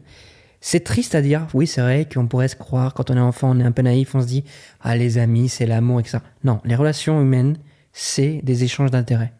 Et du coup, en fait, tes amis t'aiment plus dès le moment où, en fait, tes intérêts ne matchent plus avec eux. Pour revenir sur ce que je disais tout à l'heure, les gens te disent, ah, t'as changé, t'es plus pareil, etc. Je t'aimais bien comme t'étais avant. Bah non, en fait, tu m'aimes pas. Parce que si tu m'aimais vraiment, tu serais content que j'ai changé. Tu serais content que j'ai évolué vers une direction qui me plaît plus. Si actuellement, je me plais plus qu'avant. Si évidemment, j'ai envie de me foutre en l'air, peut-être que l'évolution n'est pas bonne. Mais si je suis plus content de comme je suis et que tu me dis « Ah bah je regrettais Gros-Drien, je regrettais le gros porc parce qu'on rigolait et que voilà, t'étais plus sympa à cette époque-là. » Non, en fait, tu veux pas mon bien, tu m'aimes pas, t'es pas mon ami en fait. Donc, les relations humaines sont des intérêts partagés et quand ils ne matchent plus, c'est plus le cas. Donc en fait, tes amis t'aiment parce que tu satisfais leurs intérêts. Et c'est normal, c'est très bien comme ça en fait. C'est le principe de toute relation.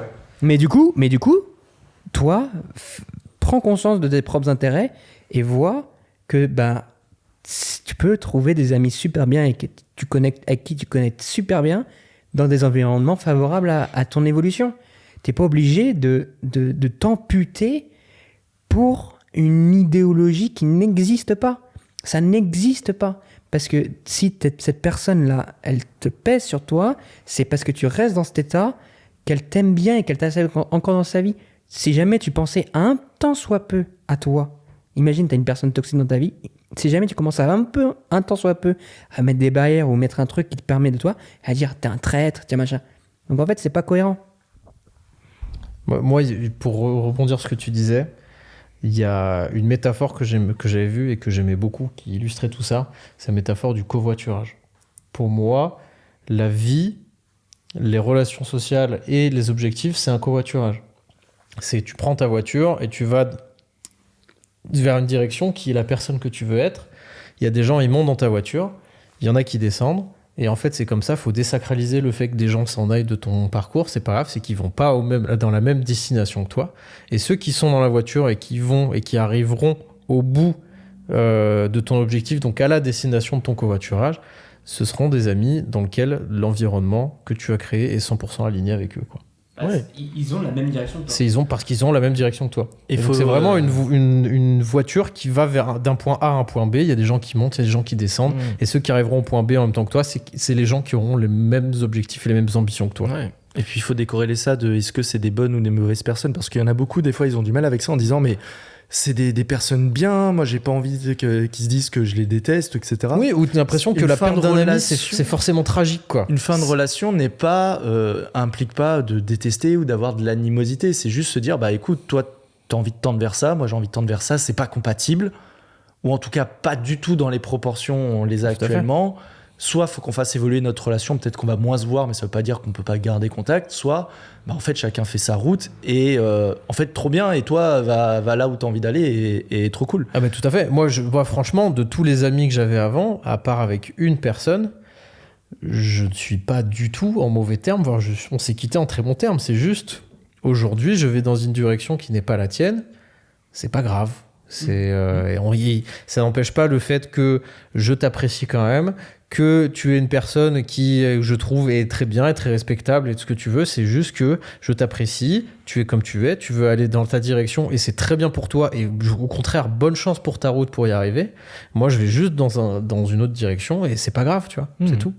Carrément. Et puis, au final, là, pour revenir sur cette notion là d'environnement dont vous avez parlé et de cet impact, est-ce que c'est surtout toi, Adrien, qui en a parlé, est-ce que finalement le meilleur moyen de réussir à changer durablement et long terme, c'est pas de se dire il faut que je devienne plus autodiscipliné, plus motivé, plus déterminé, plus un robot et une sorte de machine à juste appliquer ce que j'ai dit que j'allais appliquer, même si c'est très bien de monter en autonomie sur ces sujets, que c'est important et que c'est indispensable, surtout sur des choses ambitieuses, on est d'accord ?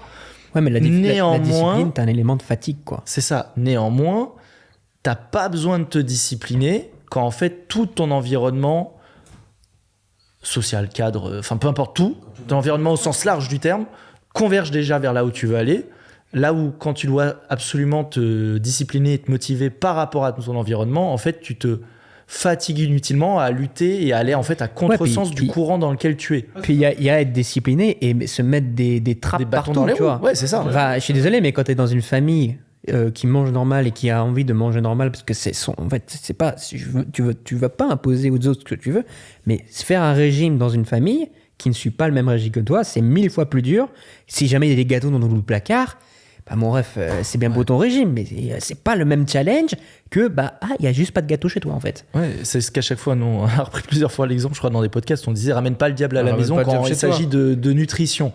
Bah oui, en fait, si t'as que des aliments clean à bouffer chez toi, des fruits, des machins, et t'as zéro de gâteau, zéro pépito, bah ouais, t'as moins de chances qu'au moment où t'as envie de t'éclater des paquets de trucs sucrés, bah si t'en as plein devant toi, c'est pas le même challenge que se dire, bah de toute façon j'en ai pas, ou alors faut que j'aille marcher pendant 20 minutes au supermarché, je sais pas où. Bah, tu sais, moi j'en parle avec des gens, avec des collègues, tout ça, qui sont là en mode, moi je leur explique un peu ce que je mange et même si je suis pas irréprochable, je suis quand même globalement sur le haut de la fourchette de ceux qui mangent bien, oui, quoi. Sans problème. Et justement, tu vois, ils sont là à dire putain, mais moi je peux pas. Quand il y a du fromage, j'explose. Quand il y a des bonbons, j'explose. Quand il y a des chips, j'explose. Quand j'ai des bières dans mon frigo, je peux pas m'empêcher de rentrer du taf et d'en prendre une. Et en fait, je leur dis, bah en fait, pareil. Moi, si j'avais des bières dans mon frigo, je serais le premier à me taper une giga bière en rentrant du taf. Ou s'il y avait du fromage ou du sauce ou des chips. Moi, il y a un paquet de chips. Ouais, ça, c'est les chips. C'est l'usage unique. Il dure 4 minutes, le paquet de chips. Vraiment. Mais c'est pareil. Donc, en fait, qu'est-ce que je fais ? Je suis comme vous. La seule différence, c'est que moi, j'en ai pas chez moi. Et du coup, en fait, je règle tous les problèmes, là, comme ça. Ouais. Bah, c'est comme quand quelqu'un veut arrêter de fumer, sauf que son cercle social, à chaque fois qu'il les voit, c'est tous clopes en terrasse, en soirée ou je sais pas quoi. Bah, et après, ils sont en mode, putain, mais j'arrive pas à tenir plus de 2 semaines. Bah ouais, mais en fait, le problème, c'est pas juste toi qui est pas assez solide mentalement, même si je dis pas que tu peux pas faire mieux, mais à un moment donné tu fais que te re-challenger à chaque fois de plus en plus tous les jours. Mais tu vas forcément craquer. Et à un moment donné, C'est pour ça que, en fait, faire mieux, c'est reconnaître les facteurs qui vont favoriser un comportement que tu juges néfaste et pas te mettre toi-même dans le setup. Par exemple, le fait que maintenant on est tous Uber Eats dans notre téléphone, c'est la tragédie pour être raisonnable. Parce que si tu es obligé d'aller au resto, donc ça veut dire s'habiller, ça veut dire se préparer, ça veut dire machin, c'est beaucoup plus difficile. C'est comme, imaginons que tu étais obligé d'aller dans un PC Bang pour jouer aux jeux vidéo où tu peux jouer depuis chez toi, depuis ton salon. Il a dit un PC Bang. Ouais. T'as dit un PC Bang. On dit cybercafé en France, mec. Ah ouais. Je suis quand même un gros geek. Hein. Ok, vas-y. Moi, je parle coréen.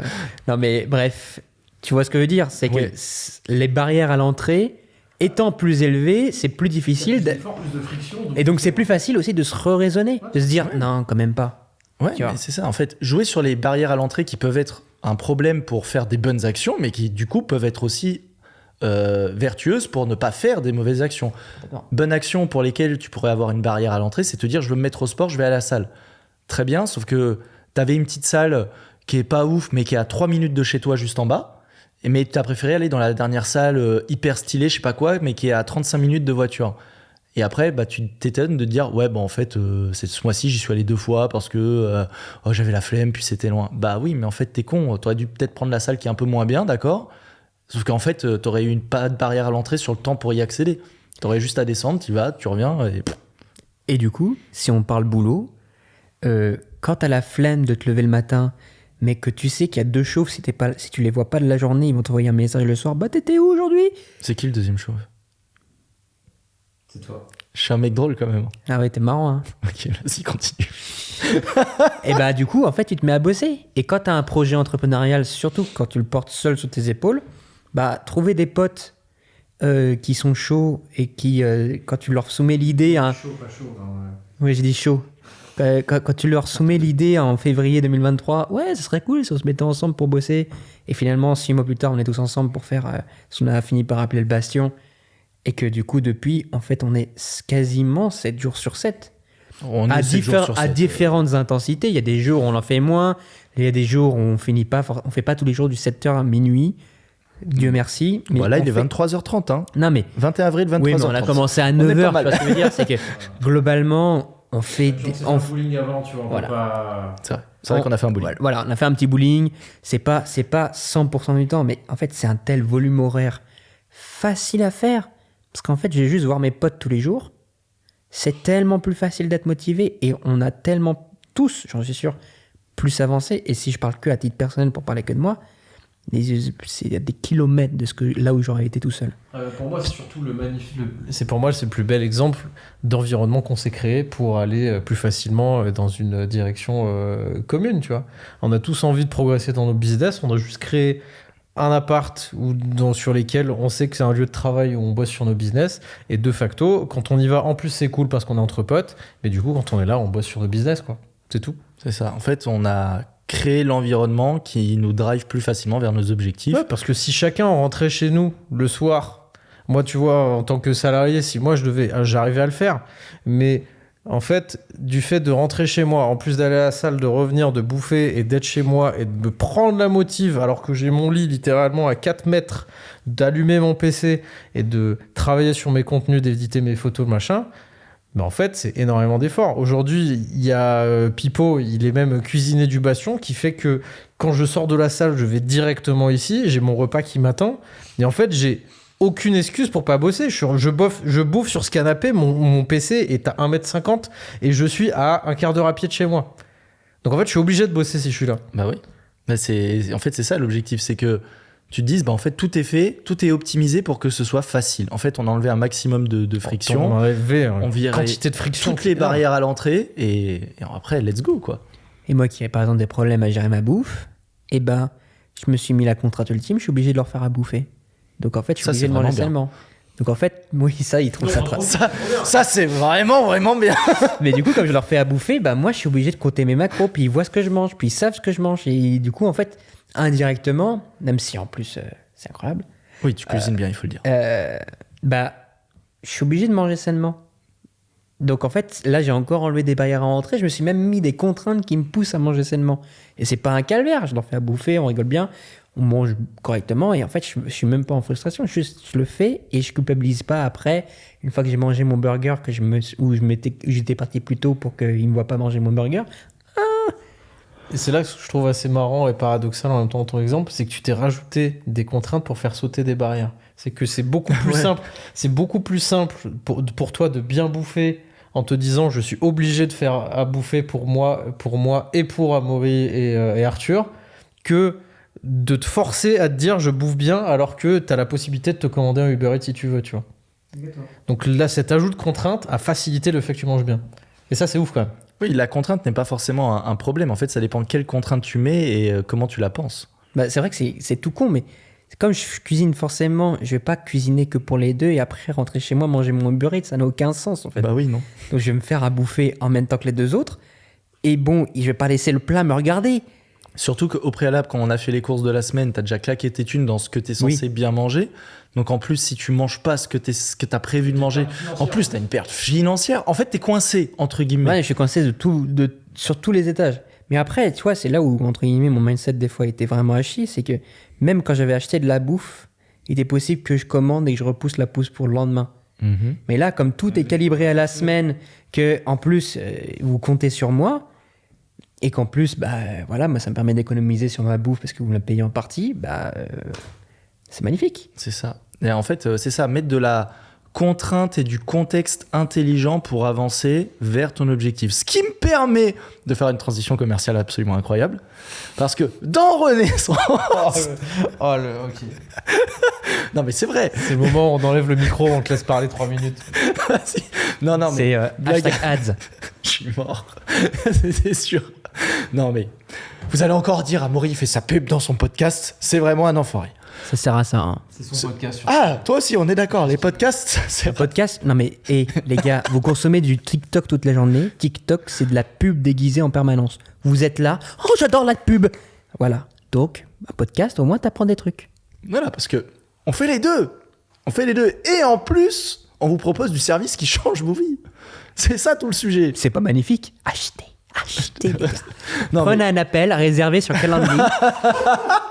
Ok, faites sa ville, parce qu'en fait, là, on vous apporte de la valeur, on vous dit changez votre environnement, voilà. Et Amaury, il vous le change, votre environnement. Parce qu'un chauve qui vous regarde, ça fait peur, hein. Je suis mort. La pub bizarre du monde. Est-ce qu'elle est pas magnifique, ma publicité? Je pense qu'elle est légendaire. Non, mais vraiment, le produit est bien, et je dis pas ça parce que je lui suce la queue. Je suis ton ami, hein. Bref, je suis parti un peu en couille, mais pour répéter... en fait, créer un environnement, ça change vraiment vos vies. Et si vous n'arrivez pas à vous le créer immédiatement, c'est une très bonne alternative. Et je dis pas ça parce que c'est mon pote, je dis ça parce que c'est vrai. Même si, évidemment, c'est normal pour vous d'avoir moins confiance en moi parce que je suis son pote. J'ai un conflit d'intérêt. Mais en même temps, c'est vrai. Il est en train de nous expliquer la psychologie. Ouais, il nous explique la psychologie humaine. Non, mais je le rejoins aussi, c'est que quand on n'a pas la capacité de le faire... Mais ça peut être comme tout, hein, les gens qui se prennent un coach à la salle, c'est la même chose. C'est que tu n'as pas la capacité de te faire un programme ou de te forcer à aller au sport. Tu payes un coach qui te fait un programme et qui te pousse à aller au sport parce qu'en plus, tu as une pression de quelqu'un extérieur à toi-même qui te fait remarquer quand tu fais pas les choses. Et c'est exactement ce que Amaury fait. C'est juste que lui, ça touche à un des domaines beaucoup plus larges que juste un programme de musculation en salle de sport. Ouais, voilà. C'est exactement ce principe-là. C'est-à-dire que les frictions que tu pourrais avoir en termes de connaissances, moi, je suis là pour les faire sauter. C'est un sujet. Mais je suis aussi là pour apporter un cadre et un contexte en termes de suivi, en termes du fait que je suis vraiment derrière le cul de chaque personne, même si des fois ça leur casse un peu les couilles, mais pour au moins être sûr que chaque personne... Mais c'est ça, c'est... Apprécie le fait que tu es vraiment derrière eux et que tu les engueules quand ils font pas ce qu'il faut. Oui, parce que c'est le but, c'est que c'est le cadre, c'est le fait de travailler en groupe, donc de voir d'autres élèves qui sont dans le même bateau que toi et qui avancent, et donc de te dire, mais si tous ces élèves ils avancent, moi il n'y a pas de raison que j'avance pas, et puis je peux pas me dire, moi je suis le seul élève qui fait de la merde alors que tout le monde a des résultats, donc ça pousse aussi. Pour le coup, c'est le côté éducatif inversé, c'est plutôt que se dire sortir du lot et avoir des résultats, ça fait de moi l'intello. Non, là c'est plutôt l'inverse. Donc ça te pousse. Puis tu as le côté tout ce qui est en fait cadre via la plateforme, sans rentrer dans les détails techniques du service, mais en fait de se dire, c'est pas juste une question de dire voilà, il faut faire telle action, c'est apprends à reconstruire et à repenser ton cadre pour faciliter la mise en place des actions. Parce qu'en fait, il y a plein de gens, quand ils veulent, là, nous, dans le cadre Renaissance, c'est du changement physique et de lifestyle, fondamentalement, ils savent quoi faire dans l'absolu. Les gens sont pas bêtes. Tu veux prendre du muscle, tu sais qu'il va falloir à un moment donné aller à la salle de sport, te muscler. Tu veux perdre du poids, tu sais qu'il va falloir revoir ton alimentation, des choses comme ça, sûrement bouger plus, marcher. Tout le monde sait. Le problème, c'est pas tellement... Alors, il peut y avoir des ajustements dans comment vraiment bien faire l'action de façon un peu plus optique, etc. Bien sûr, mais le problème premier, et la plupart des personnes moi, que j'accompagne, c'est des personnes qui ont déjà essayé par elles-mêmes, mais qui se sont rendues compte qu'il y avait soit des frictions qu'elles n'arrivent pas à faire sauter, moi je suis là pour aider à trouver des stratégies, soit se dire, ok, actuellement j'ai pas le niveau de discipline, d'autodiscipline pour le faire, donc j'utilise quelqu'un qui vient apporter ce cadre-là supplémentaire. Puis quand tu regardes le top niveau en sport ou dans d'autres domaines, c'est ce principe. Ces gens-là, ils n'ont pas besoin spécialement de connaissances. Ces gens-là, généralement, quand tu es au top niveau, tu sais déjà quasiment tout ce qu'il y a à savoir. Avoir un regard extérieur, c'est très intéressant, même quand tu es à top niveau. Mais en fait, ce que tu vas chercher, c'est ce regard extérieur et surtout quelqu'un qui est là pour surveiller ce que tu fais. Parce que, en fait, déléguer sa volonté, c'est incroyable. C'est juste ça incroyable. Permet de te focus juste, ces athlètes-là, eux, ce qu'ils veulent, c'est pouvoir se focus à 100% sur leur tâche qui leur permet d'être plus performants. Or, devoir allouer de l'énergie, du temps à se créer un cadre, de la discipline, du blablabla, en fait, c'est autant d'énergie qu'ils ne mettent pas dans juste tout donner à l'entraînement et tout arracher. Et en vrai, pour continuer un peu de lui lécher les boules, il fait ça vraiment bien parce que en vrai, il saura te pousser en avant si tu as besoin de te recadrer, mais en même temps, il te fait pas chier si tu as mangé 3 pépitos une fois dans la semaine. Donc en fait, je trouve ça assez cohérent quand je le regarde le faire, c'est qu'il est pas là, parce que c'est en plus même pas sa démarche, c'est qu'il est pas là pour que ta vie ça devienne genre un robot. Tu as le droit de faire des erreurs, tu as le droit d'être machin, c'est juste on tend vers tes objectifs pour faire le mieux possible. En vrai, putain, je sais pas. En fait, le problème c'est que je suis ton pote, donc forcément, ça fait langue de vipère. Mais la réalité, c'est que c'est vraiment bien en fait. C'est que comme il fait ça de manière, parce que lui dans son lifestyle, il va s'éclater ses boîtes de Kinder une fois toutes les 2 semaines. Parce que là, les 2 zigotos, je leur fais à bouffer. Puis qu'est-ce que je les vois faire à 16h, ces chiens? Ils sont là avec 36 Kinder et ils savent bien que eux, ça leur ferait rien de bouffer 36 Kinder. Alors que moi, si je me mets à bouffer 36 Kinder, Adrien le Cachalot, le retour. Ouais, mais c'est des Kinder Bueno White, mec. Ouais, tu te rends pas compte. Moi, c'est les délices. Trop bon. J'ai calculé d'ailleurs, quand je mange des délices, je mange la boîte entière. Ouais, c'est 10 Kinder délices. 1400 calories. Parce que c'est vrai que des fois, il est 16h, on se regarde, Arthur et moi, surtout quand toi tu pars ou t'es parti donner des cours ou je sais pas quoi, donc on se regarde. Je suis pas là, et on fait Arthur, ouais, t'es chaud, on se fait un goûter. Mais surtout que ce chien-là, il me dit ouais, tu peux pas peser mes pâtes le midi parce que si je mange plus de 50 grammes de glucides, après je suis low énergie, j'arrive plus à me concentrer. Et après, il fait quoi à 16h quand j'ai le dos tourné? C'est Kinder. Mais bon, après, soyons honnêtes, c'est quand même assez rare parce que globalement, on est quand même dans une bonne optique. Mais 95% mais c'est ça qui compte. On mange nickel. C'est que 90% du temps, 95% du temps, t'es bien. Et en fait, si ça arrive une fois, 2 fois toutes les 2 semaines, 3 semaines, c'est vraiment pas un drame. Et c'est là où il fait bien son truc. C'est ça. Non, et puis c'est surtout que t'inclus toutes ces bonnes habitudes, ce bon lifestyle, toute cette pratique. En fait, c'est pas quelque chose de très théorisé, surtout de très idyllique, c'est que c'est complètement appliqué à la vie d'un être humain normal qui a un travail, qui a d'autres passions, qui a des proches, qui a certainement qui aime le chocolat peut-être, tu vois, et en fait justement tu vas pas te dire en fait tu vas supprimer tout ça que t'aimes bien pour suivre ça pendant 4 mois parce que tu vas devenir une bête de course. Alors très certainement, tu vois. Mais en fait, c'est impossible d'être accompli en tant qu'humain. Et puis, tu peux faire des sacrifices de ouf. Ça, c'est ce que souvent on dit quand on parle de régime. Mais même dans le boulot, dans peu importe le domaine. Tu peux faire des sacrifices de ouf sur des trucs hyper importants pour toi, sur un très court laps de temps, de dire, OK, là, j'ai peut-être 2 semaines de malade mental et j'arrache tout. Mais sur du plus long terme, plus moyen terme, genre sur 3 mois, 4 mois, 5 mois, 6 mois, tu peux accepter, oui, des périodes de rush, mais tu peux pas être pendant 6 mois en mode...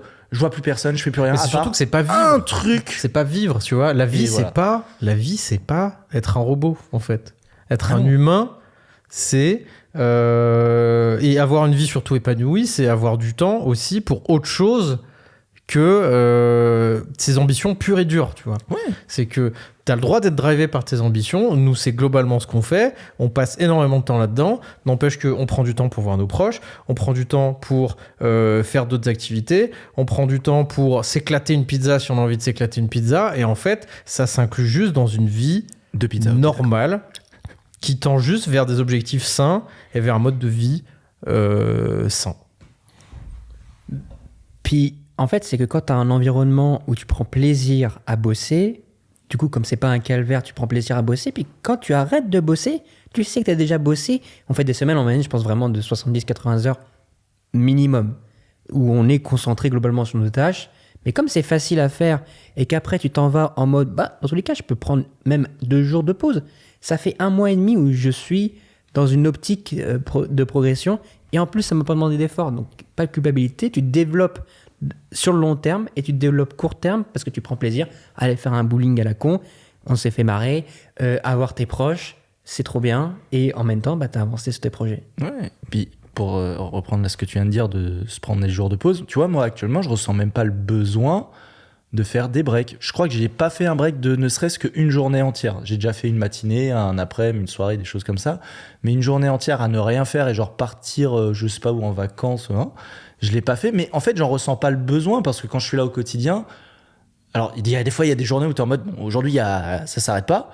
Mais globalement, t'es quand même en mode, je passe des journées où je prends du plaisir à être là, où je sais que en fait, je prends du plaisir avec vous, on mange ensemble, on fait du sport ensemble. Donc, en fait, j'ai mes moments de vie sociale, de connexion, de rigolade, où des fois, juste, on dit de la merde, où on fait des trucs... Quoi ?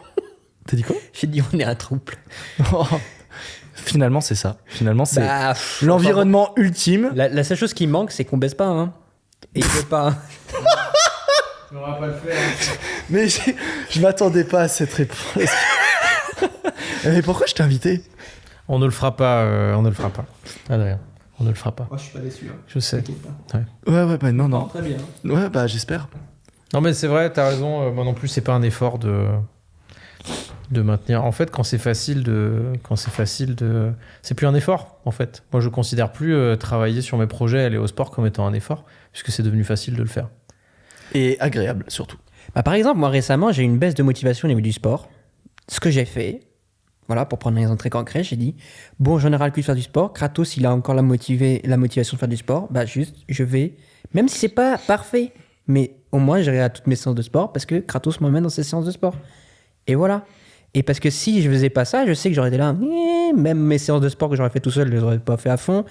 Parce qu'en ce moment, j'ai pas la motive. Juste, je me recrée un environnement qui favorise le sport. Je vais faire mes séances avec Kratos parce que récemment, à cause des changements de salle, je sais pas si on en a déjà parlé dans les podcasts, mais il y a eu beaucoup de bordel au niveau des salles, etc. Ça nous a saoulés. Et du coup, on s'est tous mis à faire des salles différentes, des horaires différents, des trucs différents. Du coup, on a perdu un tout petit peu quand même l'environnement sportif qui était ultra régulier. On se voyait tous les soirs. On passait faire du sport de 18h30 à 19h. Ouais, ça on l'a un peu perdu, mais aussi parce qu'on se voit tout le temps, toute la journée, donc on a plus besoin de se retrouver le soir. C'est vrai. Ça participe. Mais du coup, moi, voilà, je sais pas, j'ai repris un tout petit peu de poids parce que j'ai été au mariage de ma sœur. Pendant 5 jours, j'ai bouffé chez mes parents.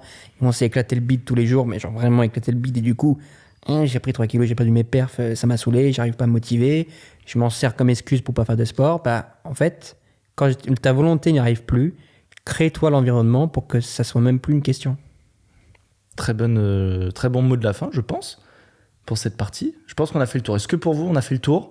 Et comme ça, on en profite, on se fait en un quart d'heure quelques questions. Vas-y, let's go. Allez, c'est parti, partie 3. Vos questions. Alors. Une question à Maury, pourquoi t'es beau ? T'as fait une sélec avant ou tu fais ça ? Non, il n'y a pas assez de questions pour que je fasse une sélec. Oh là là, il a fait vraiment ça à l'arrache, il ne respecte pas. Hein. Pêle-mêle. C'est bon, ça vaut, je sais lire, tu vois. Il n'y a pas 3 milliards de questions. Tu vois. Il y a vraiment genre 7 questions, putain, mais... Vous avez été gentil aujourd'hui. Mais ils sont pas actifs, surtout, ils sont... Non, mais il a posté son truc à questions il y a 2 heures aussi. Et puis en fait, quand je fais des FAQ pour répondre sur Instagram, il y a beaucoup de questions. Quand ils savent que je vais devoir répondre dans le podcast, il n'y a que les gens un peu hardcore du podcast, ce qui est totalement logique. Excusez. Alors il y en a un, tiens, je trouve la question intéressante. Enfin, pas la question, mais le sujet. Que penses-tu de l'étude sur le jeûne intermittent de Flo DRR ? Alors, avant qu'on réponde, de un, je sais du coup pas de quelle étude tu parles, de deux, il y en a probablement des centaines, voire des milliers sur le sujet, étant donné la popularité du sujet. Donc, je pense qu'on va simplement dire qu'est-ce qu'on pense du jeûne intermittent, est-ce qu'on l'exploite nous-mêmes et quels en sont les bénéfices qu'on voit à le mettre en place. Moi, c'est un sujet que j'aime bien. Qui a envie de commencer ? Allez, j'y vais parce que j'en ai fait beaucoup. Allez, let's go.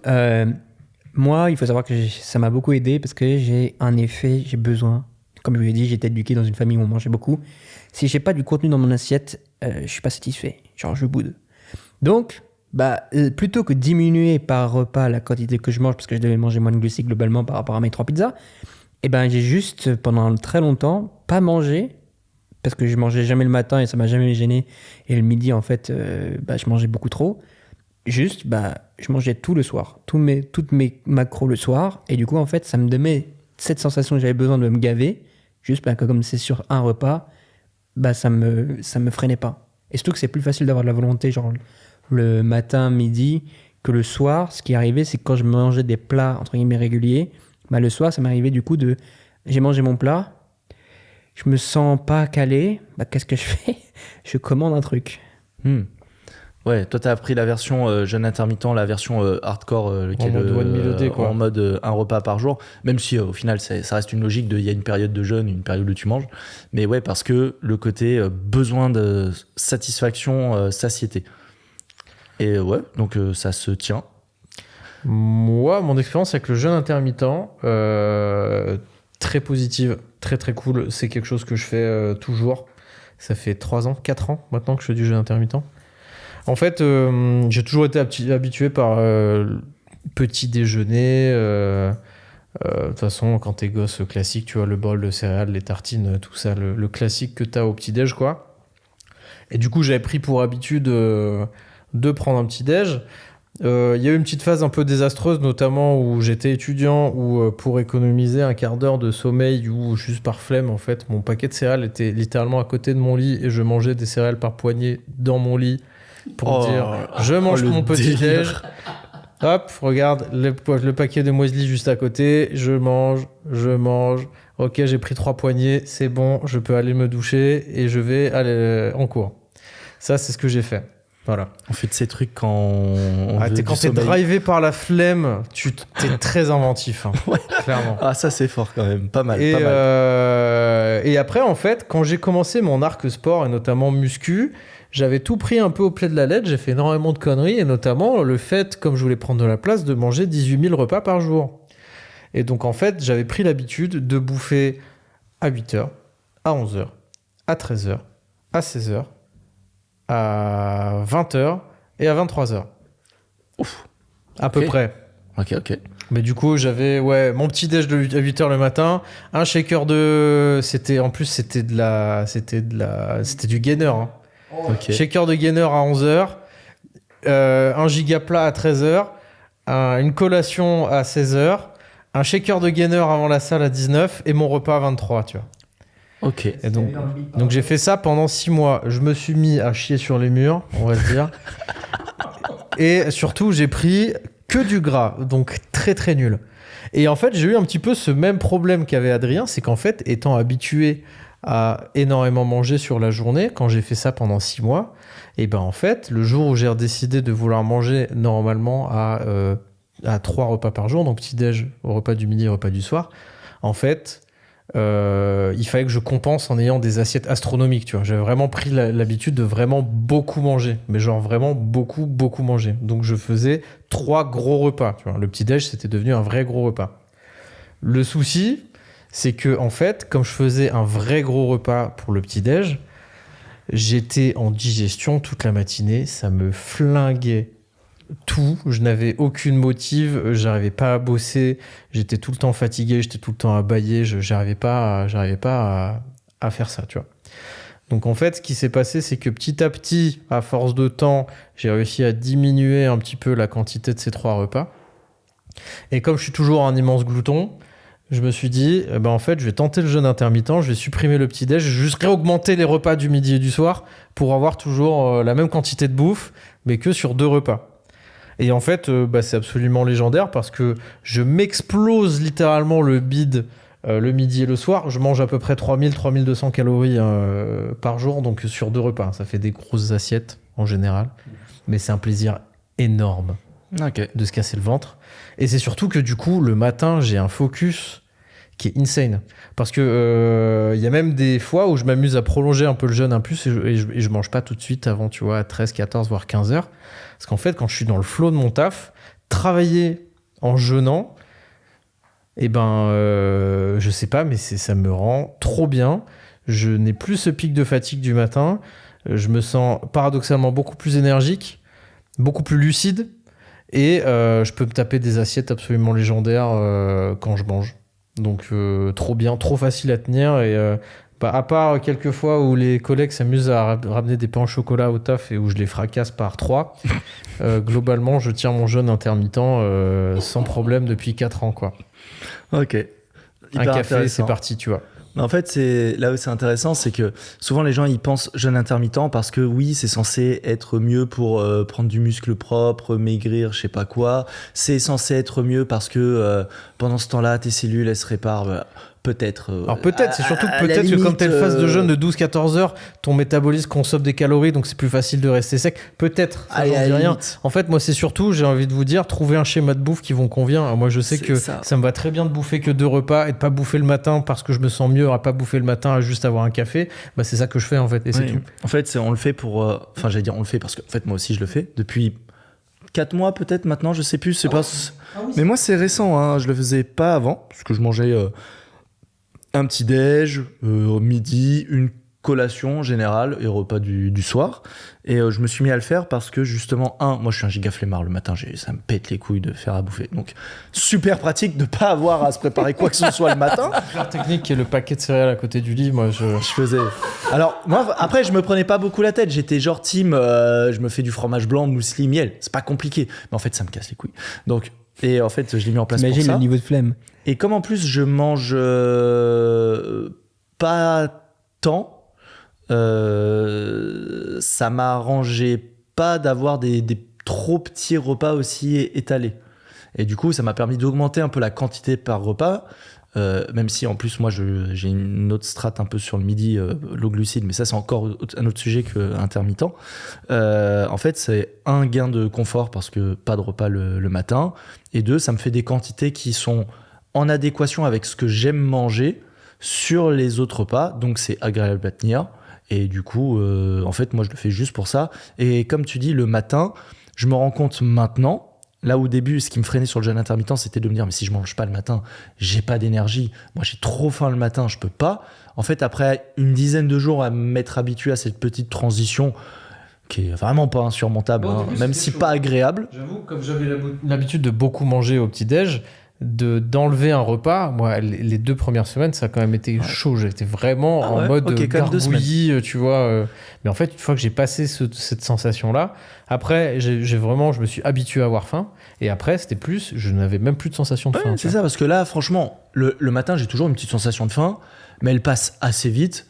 Et après en fait je me sens bien jusqu'à à peu près midi où je suis pareil, je suis dans mon flow, je sens que je me sens moins lourd, moins de drop d'énergie, et du coup ça va mieux. Et moi c'est pour ça que je vous conseille potentiellement le jeûne intermittent. C'est si ça a du sens pour vous en termes de stratégie de repas, de pas vous dire oui c'est mieux pour maigrir, oui c'est mieux pour je sais pas quoi. C'est juste si ça correspond à votre stratégie de repas, il y a un bon rythme de vie, mettez-le en place parce qu'en fait vous allez avoir une diète qui est plus agréable à tenir, et du coup en fait trop bien.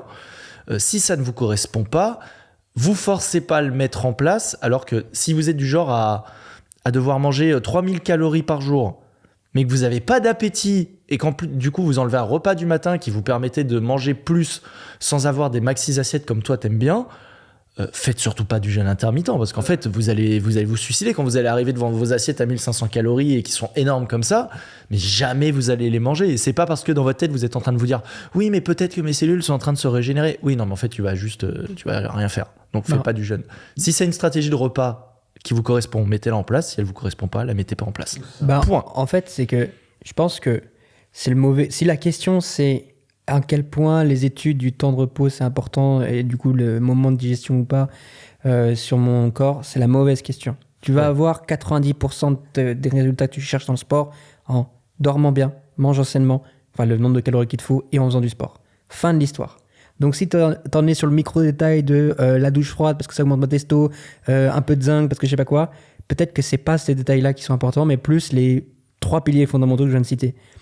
Alors qu'au contraire, si c'est pour avoir plus d'énergie ou mieux gérer ta diète, donc le côté nutrition, ce qui était le cas pour Arthur et moi, on aime bien avoir des grosses assiettes, du coup diminuer le nombre de repas, ça nous aide à être bon au niveau de nos calories.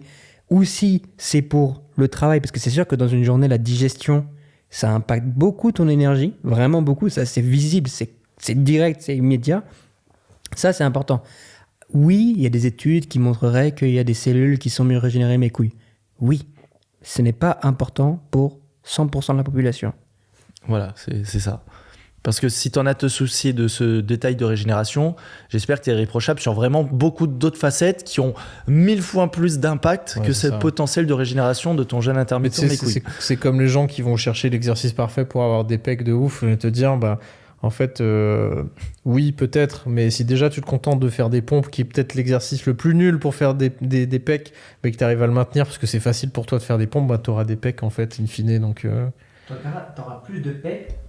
En tout cas, tu auras plus de pecs qu'en essayant d'avoir l'exercice parfait que tu ne vas pas faire parce que tu ne peux pas l'avoir. Ouais, c'est ça. Vaut mieux faire un truc efficace, disons à 70%, mais tu le fais à chaque fois que tu dois le faire, qu'un truc efficace, on va dire à 100%, mais que tu fais jamais parce qu'en fait, t'aimes pas. En fait, ne cherche pas à être tout le temps opti, parce qu'en cherchant à être opti, tu ne fais pas ce qui est nécessaire pour progresser. C'est-à-dire que quand tu cherches à être opti, tu n'es pas en train de prendre une action. Quand tu planifies pour être opti, tu n'es pas en train de faire de l'action. Tu vois, tout ça, ça rajoute des trucs en plus qui ne servent pas forcément. Vaut mieux se dire, aujourd'hui, je dois faire des pompes, et tu les fais n'importe quand, que, ah oui, mes pompes, je les fais à 8h15 tous le matin. Si je loupe mon truc, c'est pas bien. Et il faut que, ou sinon, plutôt que faire des pompes, je vais à la salle qui est à 35 minutes, qui m'ajoute une barrière, où je fais 3 répétitions de 12, parfaite forme. Si j'en ai fait 11, j'ai raté ma séance, je m'arrête ma séance. En fait, c'est des patterns qui vont juste t'empêcher de progresser. Ouais, ce n'est pas tu rajoutes des frictions. Ouais. Comme en fait, contexte de tout à l'heure, on disait les barrières à l'entrée, friction. En fait, tu te rajoutes des frictions pour un gain.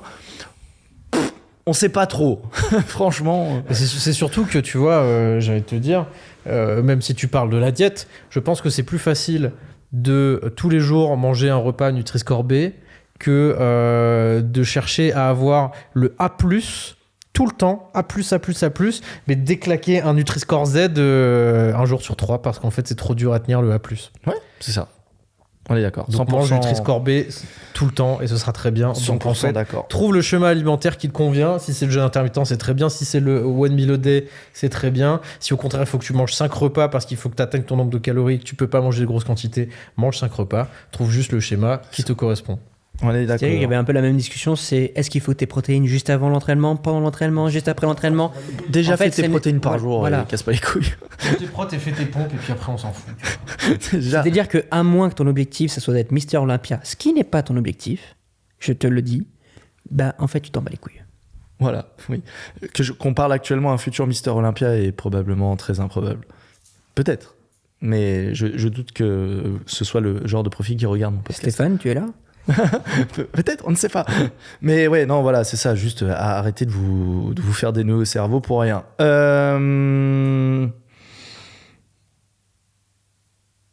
Ouais. J'aime bien cette question. Ok. Sur l'équilibre de vie de nat.workout. Ah, c'est le mec qui nous avait posé une question où on a fait un épisode dessus. Ah, c'est vrai? Voilà. Merci parce que du coup, t'as drivé notre conversation pendant 2 heures à Camoué. Quelle proportion en pourcent, ça recommence comme la précédente question, ça va être les problèmes encore, il faut qu'on abrège. accordé à chaque phase de la vie, sport, études, travail, projet, relations. Comment répartir? Pour moi, sans te donner de chiffres, parce que c'est impossible de donner des chiffres, pour moi, c'est hyper circonstanciel. Ça dépend vraiment des phases de vie que tu as et du temps que tu as dispo et des ambitions que tu as. T'as beaucoup plus d'énergie quand t'es jeune que quand t'es vieux pour faire des trucs. T'as peut-être moins de temps. T'as peut-être plus de capacité à faire du sport quand t'es jeune que quand t'es vieux. Donc en fait, c'est à toi de trouver les proportions idéales. Il n'y a pas de chiffre miracle. Voilà. J'ai envie de Pour- répondre. Attends, je Vas-y. me permets. Je suis d'accord pour le côté contexte. Néanmoins, j'aurais quand même une stratégie à recommander qui est pas de chercher à globalement être dans l'équilibre à l'instant T, de pas se dire oui, c'est un peu de sport, un peu de machin, un peu de bidule, un peu de truc, mais qui est plutôt de se dire, de voir ça de façon plus haut niveau. Genre, imaginons à l'année, de te dire là, je suis sur une période où ce qui compte, c'est peut-être le sport. Du coup, peut-être faire je sais pas moi, 60 sports, 20, 10-10. Et parce qu'au moins tu sais que tu vas vraiment avancer, parce qu'il y a des sujets sur lesquels tu n'avanceras jamais si tu passes pas un certain pourcentage d'investissement, et plutôt de te dire un peu par cycle. Là je suis sur un cycle focus au sport, là je suis sur un cycle où ça a plus de sens pour moi, mes relations sociales, là je suis sur un cycle où c'est un, et toujours en gros peut-être en chercher un ou deux qui doivent sortir du lot et très léger du reste, et de switcher de cycle en cycle, ce qui fait que peut-être lycée à l'année t'es à 20% ou 15% en moyenne surtout, mais tu as eu des phases de pic sur les points importants pour te dire en fait vraiment j'avance, parce que si tu cherches à être dans l'équilibre, t'avanceras jamais vraiment sur rien en fait au bout d'un moment. En fait, je pense que tu dois Tes pourcentages définir fluides. tes... Il a dit. Ça le fait. Mais tu dois définir... En fait, il ne faut pas penser en pourcentage ou en équilibre. Je pense qu'il faut juste penser en priorité. Oui. Et Hmm. entre guillemets, dans les priorités, j'en différencie deux. C'est qu'est-ce que tu peux pas supprimer et qu'est-ce qui est prioritaire en tant que passion pour toi ou business, je sais pas quoi. Parce que pour moi, par exemple, ce que tu peux pas supprimer, moi, ce que je peux pas supprimer, c'est de voir ma famille de manière plus ou moins régulière. Mais c'est un truc que je peux pas supprimer. Mais c'est pas non plus un objectif pour moi de travailler ma famille, tu vois. Je la travaille pas. Donc ça me prend pas de temps, mais c'est un truc que je supprime pas. C'est comme ce que je peux pas supprimer pour être en bonne santé ou pour ou je sais j'aurai une mauvaise journée, c'est mes 7-8 heures de sommeil. Enfin, sauf cas exceptionnel. Mais tu vois, ça c'est des trucs que je peux pas supprimer. Donc ça c'est les trucs que je peux pas supprimer. Et dans le temps restant, je classe mes objectifs par priorité temporelle. Et je te le dis, à un multitask comme moi, c'était vraiment très dur parce qu'à une époque, je voulais devenir empereur, musicien, sportif professionnel. Il a quand même commencé par empereur. Bah toujours, l'empire. Mais du coup, c'est objectif numéro 1, c'est quoi? Faire de l'argent. Bon, peut-être que du coup, faire 6 heures de piano par jour, ça rentre pas dans faire de l'argent tout de suite. Donc si tu dois faire de l'argent, peut-être qu'il faut que tu passes, tu vois, tu classifies tes priorités en fonction de ce qui est vraiment le prioritaire et tu te concentres déjà sur une tâche. Et après, si tu as le temps pour la deuxième, bah, tu te laisses un peu de temps pour la deuxième. Ou tu manages ton temps, mais il faut qu'au moins ta tâche prioritaire représente peut-être 60-70%. Et si ta tâche prioritaire en ce moment, c'est pexer sur Dofus, bah voilà, c'est pexer sur Dofus. Si c'est passer du temps avec ta meuf, bah c'est passer du temps avec ta meuf. Mais il faut que tu aies mis un ordre de priorité sur qu'est-ce qui est absolument nécessaire pour survivre. Bah manger, dormir, voir ta famille, ok, ça c'est, je peux pas enlever. Pour ça, il faut que je le mette. Et à côté, tâche prioritaire numéro 1, tâche prioritaire numéro 2, et faire peut-être un 80-90% sur la tâche numéro 1 si elle nécessite ce temps-là. Si tu es sportif, tu peux pas passer 6 heures à la salle. Donc en fait, ta tâche peut être 100% remplie en y passant qu'1 heure. Magnifique. Après, il y a des trucs qui ont besoin de récurrence. Genre, bah, peut-être que oui, en ce moment, le piano, c'est pas prioritaire, mais peut-être que c'est bien pour mes projets très long terme que j'arrive quand même à caser 1 heure de piano parce que ça nécessite un entraînement régulier. Et qu'1 heure, j'aurai déjà 60% du résultat que je désire plutôt qu'en faire 4 heures. Donc tu vois, tu peux aussi manager tes objectifs comme ça. Mais après, il y a des trucs où, bah, par exemple, monter des vidéos alors qu'elle doit sortir demain, c'est ultra prioritaire. Bah, hop, je passe 8 heures dessus parce que j'ai pas le choix, quoi. C'est ça, en fait, à adapter au contexte de l'instant T, accepter de revoir qu'est-ce que tu alloues, mais de pas forcément chercher un équilibre sur l'instant, mais vraiment se dire, ok, comment... Ouais. Non, ça me paraît être une bonne réponse. Je pense que ça fait des bons éléments de réponse. Intéressant, ça aussi. Miguel Kadji. Miguel Kadji, je pense que c'est pas Miguel Kadji, c'est Miguel Kadji. Voici il y a un U ou pas? M-I-G-U-E-L. Ok. C'est Miguel. Non Rien. Moi, ok, moi non plus. Bah, mec. Désolé. tu Désolé nous si on diras. écorche ton nom, on est vraiment... Espagnol, c'est Miguel, sinon ce sera Miguel. Ouais, bah, on va dire Miguel. J'aime bien Miguel. Allez, hop. C'est mieux de définir un process pour réaliser chacun de ces 5. Je la refais. C'est mieux de définir un process pour réaliser chacun de ces objectifs ou faut juste se lancer. Les deux. Mais c'est une question, là, pour le coup, aussi d'équilibre. Tu peux pas juste te lancer en n'ayant pas la moindre idée d'où tu vas. Même si je maintiens que vaut mieux se lancer en sachant pas du tout où on va que jamais se lancer pour préparer un process à l'infini que tu mettras jamais en place. Tu as plus de chances que ça aboutisse parce que tant qu'il n'y a pas d'action, de toute façon, ça peut pas aboutir. Maintenant, ça veut pas dire que tu peux pas allouer et du temps à l'action et du temps à process. Ça veut pas dire qu'une fois que tu as process, tu dois plus jamais process et que faire de l'action, parce que jamais ça va se passer comme ta process de toute façon. Donc moi je dirais un petit peu de process en amont, sans attendre que ce soit parfait. Retour à l'épisode 1 du podcast sur le MVP. Donc commencer à mettre des actions en place, mais surtout avoir un process qui est très flexible, parce que le contexte dans lequel tu as établi ton process au départ a évolué par rapport à là où tu vas en être au fur et à mesure du temps. Donc il faut un process flexible qui peut se réadapter aux nouveaux paramètres que tu as, aux nouvelles connaissances que tu vas acquérir. Et du coup, être grosso modo constamment dans l'action, mais avec des petits temps de mise à jour de process. Voilà, je dirais ça comme ça. Moi, Miguel, je vais te donner 2 indications. La première, relis bien une deuxième fois le nom de ce podcast. C'est pas faux. Voilà. Première indication. Et deuxième indication, je vais te dire un spoiler, t'es probablement très nul dans le process que tu veux mettre en place puisque tu l'as jamais fait. Donc en fait, il faut que tu aies une idée globale du process et que tu le fasses, parce que plus tu vas le faire, moins tu seras nul. Moins tu seras nul, plus tu auras de résultats. Plus tu auras de résultats, plus tu seras satisfait. Plus tu seras satisfait, plus tu vas investir du temps là-dedans. Plus tu investis du temps là-dedans, moins tu seras nul. Mais et une idée quand même. D'accord, il faut pas juste te lancer la tête baissée en disant tu ne sais pas conduire, mais prends la Lambo de ton père, tu vois. Bah non. C'est peut-être pas une quand bonne même idée. savoir conduire, tu vois, on est d'accord. Ou alors achète au moins ta propre Lambo, tant qu'à faire, l'unique pas la sienne, quoi. Voilà. Sois Non, sympa. mais pour être moins véhément, évidemment que la phase de conception c'est hyper important, mais ne surintellectualise pas et surtout ne reste pas emprisonné dans cette surintellectualisation de ce que tu veux faire, ce que tu veux avoir, ce que tu veux obtenir et comment tu dois le faire, puisqu'en fait fondamentalement tu peux pas tout prévoir, et ce sera que à partir du moment où tu vas commencer à t'y mettre que tu vas vraiment savoir si ce que tu avais imaginé c'est bien, si ce que tu avais imaginé ça nécessite des ressources, des moyens ou des compétences que tu avais imaginé ou pas, et ce genre de choses quoi. T'apprends par l'expérience aussi, beaucoup. Je voulais juste dire, si tu passes plus de temps à process qu'à agir, c'est que t'es dans le mauvais schéma. Voilà. Simple, efficace. Ok, j'aime bien. Vous avez tout dit, il n'y a rien à dire de plus. Bande de chiens. Je pense qu'on va toutes les faire, hein, parce qu'elles vont aller très vite. Celle-ci, je la fais, elle est juste pour moi. De Lucien.90, je t'ai vu sur la dernière vidéo faire des handstand push-up en prise large. Quel est le but ? Juste avant de les faire en prise large, je prends bien 20 secondes dans la vidéo pour très exactement expliquer quel est le but. N'hésitez pas à vraiment regarder les vidéos que vous regardez. Mais le son dans les vidéos, c'est utile. J'ai rien contre toi, le prends pas en mode putain quel enculé, parce que ça se trouve il va se dire. Surtout que je crois que c'est une personne qui regarde quand même mes contenus depuis longtemps. Non, c'est que blague à part. J'ai cru que t'allais pas lui répondre. Je me suis dit je vais répondre pour lui quand même. C'est que très souvent, en fait pour revenir sur ce point, on me pose des questions, genre dans des vidéos YouTube où j'explique un truc, où j'ai littéralement dit la question que vous vous posez c'est ça, voici ma réponse, et ensuite on me pose la question. Et là je suis en mode mais j'ai littéralement formulé la réponse et pas de façon implicite. Et genre là, j'ai explicitement dit juste avant de faire mes pompes prises larges, il n'y a pas du tout d'obligation à les faire en soi prises larges.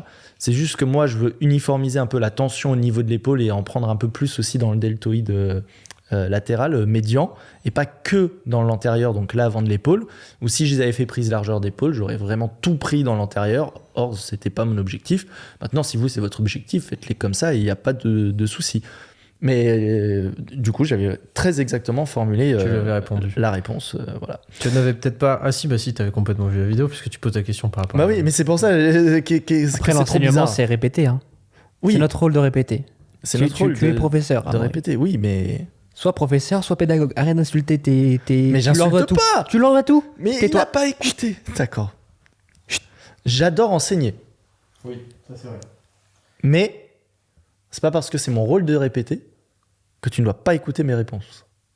Oui, mais après... Tu peux ne pas comprendre ma réponse et me poser une question sur le sujet. Néanmoins, c'est ton job. Mais en fait, tu oublies un élément absolument essentiel de l'élève, c'est que l'élève ne peut pas comprendre. Il est obligé d'être dans une situation où il est dans des circonstances où il est apte à comprendre. Bien Donc, sûr. C'est pour ça que l'information, tu es obligé de la répéter 1 milliard de fois, parce qu'en fait, même si c'est sous différentes formes et sous différents paramètres, entre guillemets, parce que ce sera seulement quand l'élève sera prêt à recevoir la réponse qu'il l'écoutera. Enfin, qu'il la comprendra vraiment et qu'il l'intégrera.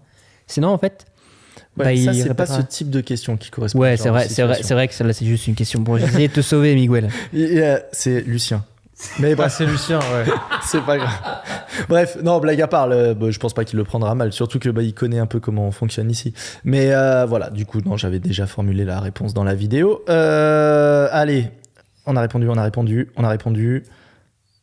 Il en On a reste répondu. une. Non. Il en reste 3. 3. Waouh. Mais il y en a 2 qui sont similaires, même quasiment 3 qui sont similaires. Eh bah, vas-y, package-les en. Allez, celle-là, je la fais aussi en speed. Est-ce que mélanger street workout, musculation, street lifting et powerlifting, c'est possible? Tu peux tout mélanger, c'est pas la question, mais juste attends pas être bon si tu fais 3 milliards de choses à la fois. Est-ce que tu peux mélanger natation, cyclisme, skateboard, ping-pong, rugby et football dans ta semaine? Oui, tu peux faire un de chaque dans ta semaine. T'attends pas à être bon dans le moindre de ces domaines au final. Donc en fait, techniquement, tu fais ce que tu veux. Si tu veux être bon, tu peux pas tout faire. Point. Ouais, C'est plus pas t'en la- fais, moins tu seras spécialisé, du coup, moins voilà. tu seras bon, moins De- tu progresseras. Voilà. Celle-là, par contre, est intéressante et on va finir là-dessus. Avez-vous eu un déclic pour vous lancer ou est-ce une autre manière dont on s'y est mis Pour se lancer, sur le c'est-à-dire côté pro, j'imagine. Parce qu'il y a l'autre question qui est qu'est-ce que monter ton projet t'a apporté niveau mental? Ouais, j'allais dire. Allez. Podcast, ça. Ouais, j'allais dire, là, on est carrément sur des podcasts. Allez, on l'a fait en 3 secondes. Le déclic qui vous a fait vous lancer dans le business. Un sentiment de supériorité absolument inconcevable. Ah ouais, toi, c'est juste. C'est juste ça. Waouh, ok. Non, je troll. Non, je troll. Non, l'envie d'être riche, en fait, elle aura le cul d'être pauvre. Hein. L'envie d'être puissant. En fait, j'ai un problème d'ego. Hein. Si je suis un malade, aidez-moi. Moi, je trouve ça pas un problème de vouloir être riche et puissant. Hein. Mais j'aime trop C'est ça. l'inverse que je trouve presque bizarre, même. Je veux être puissant. Tu vois, personne n'a envie. Tu lui dis, ouais, ça te dit d'être pauvre et d'avoir aucune influence sur ton environnement.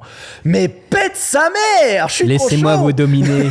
Laissez-moi vous dominer. Il est fou. Putain, j'ai si peur. Je suis assis à côté de lui. J'ai trop peur. Non, moi, ce qui m'a poussé à m'y mettre, il y a eu 2 choses. C'est marrant parce que c'est venu à la fois de l'extérieur et de l'intérieur, j'allais te dire. De l'extérieur, dans le sens où j'ai créé un business parce que énormément de gens croyaient au potentiel du fait que j'étais pas mauvais dans ce que je faisais et que je pouvais vraiment apporter quelque chose d'intéressant pour les gens qui méritaient d'être monnayés. On parle de la On photographie. parle de là, en la photo, l'occurrence. ouais.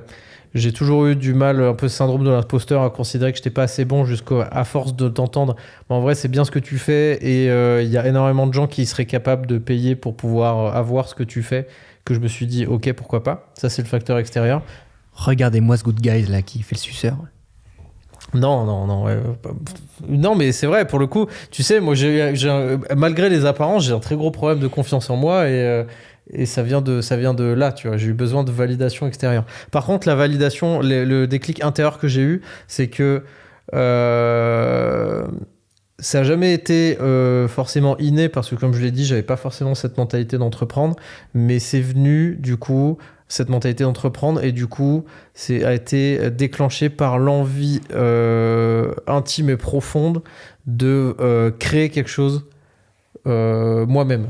De ne jamais être, entre guillemets, le salarié de quelqu'un, le sous-fifre de quelqu'un, le subordonné de quelqu'un, mais de dire, en fait, cette petite chose, je l'ai créée, il n'y a que moi qui l'ai fait, c'est de toute pièce, c'est moi, j'en suis très fier, et voilà. D'inscrire un petit peu, de marquer au fer rouge un petit peu mon passage dans cette société, sur cette terre, ce que tu veux, mais me dire, voilà, ça c'est un petit peu l'héritage, c'est ce que j'ai fait moi, et j'en serais très fier d'avoir fait ça. Ok. Tu penses que c'est parce que t'es subordonné de quelqu'un que tu peux pas laisser un héritage? Non, mais là, on rentre dans des trucs hyper philosophiques. On n'a pas le time. Mais oui et non, pour te répondre. Voilà, Oh là, c'est la pure réponse. Prends un parti. Néanmoins, Nonobstant. il faut savoir qu'à chaque fois que Amaury dit néanmoins, parce qu'il adore dire néanmoins, je visualise Voldemort. Parce que Voldemort n'a pas de nez, voilà. T'avais pas compris? Voldemort, c'est un humain avec un néanmoins, tu vois. En fait, peut-être que les gens me laissent pas les dominer parce que je suis un peu bête. Hein. Bah, c'est vrai que là. Non, la question subordonnée, on le traitera plus tard si on veut, mais je pense que t'as compris ce que je voulais dire. C'est d'être lead et surtout le seul responsable de cette petite chose qui est créée, qui existe. Mais tu sais, des fois en étant bon, non, c'est un autre podcast, mais des fois en étant subordonné de quelqu'un, tu peux être seul responsable d'un élément d'une plus grande réussite et participer à quelque chose de plus grand, parce qu'il peut pas y avoir que des leaders. Regarde, sois mon serviteur, Arthur. Je suis d'accord qu'il n'y a pas besoin qu'il y ait que des leaders. Hein. Tout le monde n'est pas fait pour être leader. Mais je sais pas, moi, en fait, j'ai eu envie de créer un truc et de me dire c'est à moi. Et c'est comme ça, Arboketo, et j'aimerais bien que Arboketo ce soit ce petit truc rien qu'à moi. Qu'est-ce que t'es vraiment en train de faire une story là ? Ouais, je fais une story en même temps qu'on fait le podcast. Je le taquine évidemment. Hein. Ne prenez pas tout au pied de la lettre de ce que je dis. Les internets, bon, insultez-moi quand même en commentaire, j'adore ça. Je suis une grosse souilleuse. Pour autant. Non, il y a pas le moment où il dit je suis une grosse souilleuse, c'est bon. Amaury, réponds-toi plutôt là. Bah ouais, j'allais dire, je vous laissais finir tranquillement. Moi j'aime bien, c'est lui qui est dans sa boucle infernale. Ok. Là, il est très fatigué. Et ouais, il a pas l'habitude de se coucher aussi tard aussi. Minuit 15. Oh putain, les gars, c'est un délire, on va encore être fracassé. Moi, je suis un papy. Hein. Let's go. Je vous réponds en 3 secondes, moi aussi. Putain, qu'est-ce que je voulais dire ? Oui. L'élément déclencheur de. Oui, l'élément déclencheur. Moi, c'était simple, c'est je me suis dit, de toute façon, j'ai une vie de merde, j'ai rien à perdre. Donc, en fait, c'est magnifique ça. Non, en fait, non, mais c'est vrai, c'est très simple. Alors, oui, on pourrait se dire, oui, t'avais à perdre, t'avais un job, t'avais un machin, t'étais salarié, tu gagnais bien ta vie, t'étais cadre dans l'informatique, chef de projet Mabit, tout ce que tu veux. Et puis, en fait, tu pouvais avoir un peu une vie en pilote automatique facilement tracée, oui. Oh. Mais vu que j'étais pas satisfait de ça, et que je savais que si je faisais pas des trucs, il allait jamais rien se passer. Donc, à mon sens, en fait, j'avais rien à perdre parce que ne pas vivre pleinement sa vie, pour moi, en fait, c'est passer à côté de sa vie. Donc, j'ai rien à perdre de tenter quelque chose qui me fait perdre ce que j'ai actuellement parce que ce que j'ai actuellement n'est pas ce que je veux avoir. Donc, en fait, virtuellement, j'ai rien à perdre. Donc, autant tenter. Et au pire, je serai toujours pas satisfait de la vie que j'ai. Mais comme j'en suis pas satisfait actuellement, pourquoi j'essayerais pas ?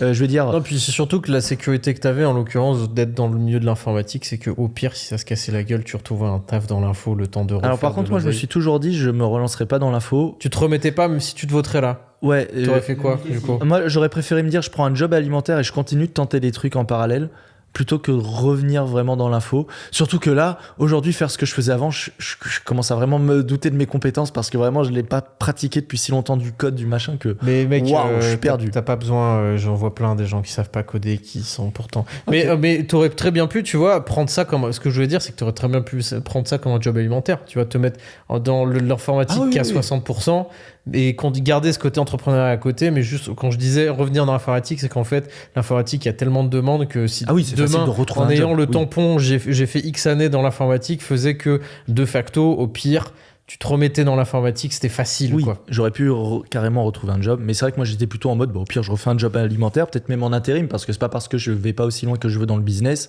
que pour autant mon business génère pas déjà assez de sous pour que je puisse me dire je fais du 50-50 ou des trucs comme ça. Mais ouais, j'étais vraiment en mode j'ai rien à perdre parce que de toute façon, je vis pas dans le contexte dans lequel j'ai envie de vivre en termes d'appartement, de lieu de vie, etc. Donc bon, j'en ai rien à foutre. Mon boulot, j'en ai rien à foutre de le perdre, il me plaît pas.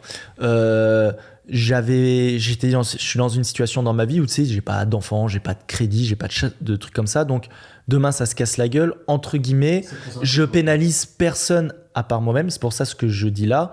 Je pense que c'est très important d'en prendre conscience avant d'arriver dans des situations où tu t'es tellement mis de contraintes que. Parce qu'on dit souvent, oui, mais tu as toujours les moyens de changer les choses. Il faut juste des fois être prêt à faire le grand saut. Il peut être plus ou moins facile à faire si il n'y a pas des gens qui dépendent de toi. Et quand oui, je sais pas, t'as 3 enfants, un crédit voiture, un crédit maison, ta femme, ton machin, et tout dépend de toi, je comprends que ce soit plus dur de reset ta vie du jour au lendemain. Donc, faut y réfléchir bien en amont. Et moi, j'en ai réfléchi à ça bien en amont, d'où le fait que j'ai dit reset de vie, YouTube, entrepreneuriat, nique sa mère, on y va. Et puis même niveau relations sociales, de toute façon, j'ai pas de meuf. J'attirais pas de meufs, j'étais pas à l'aise avec les meufs, je leur parlais pas.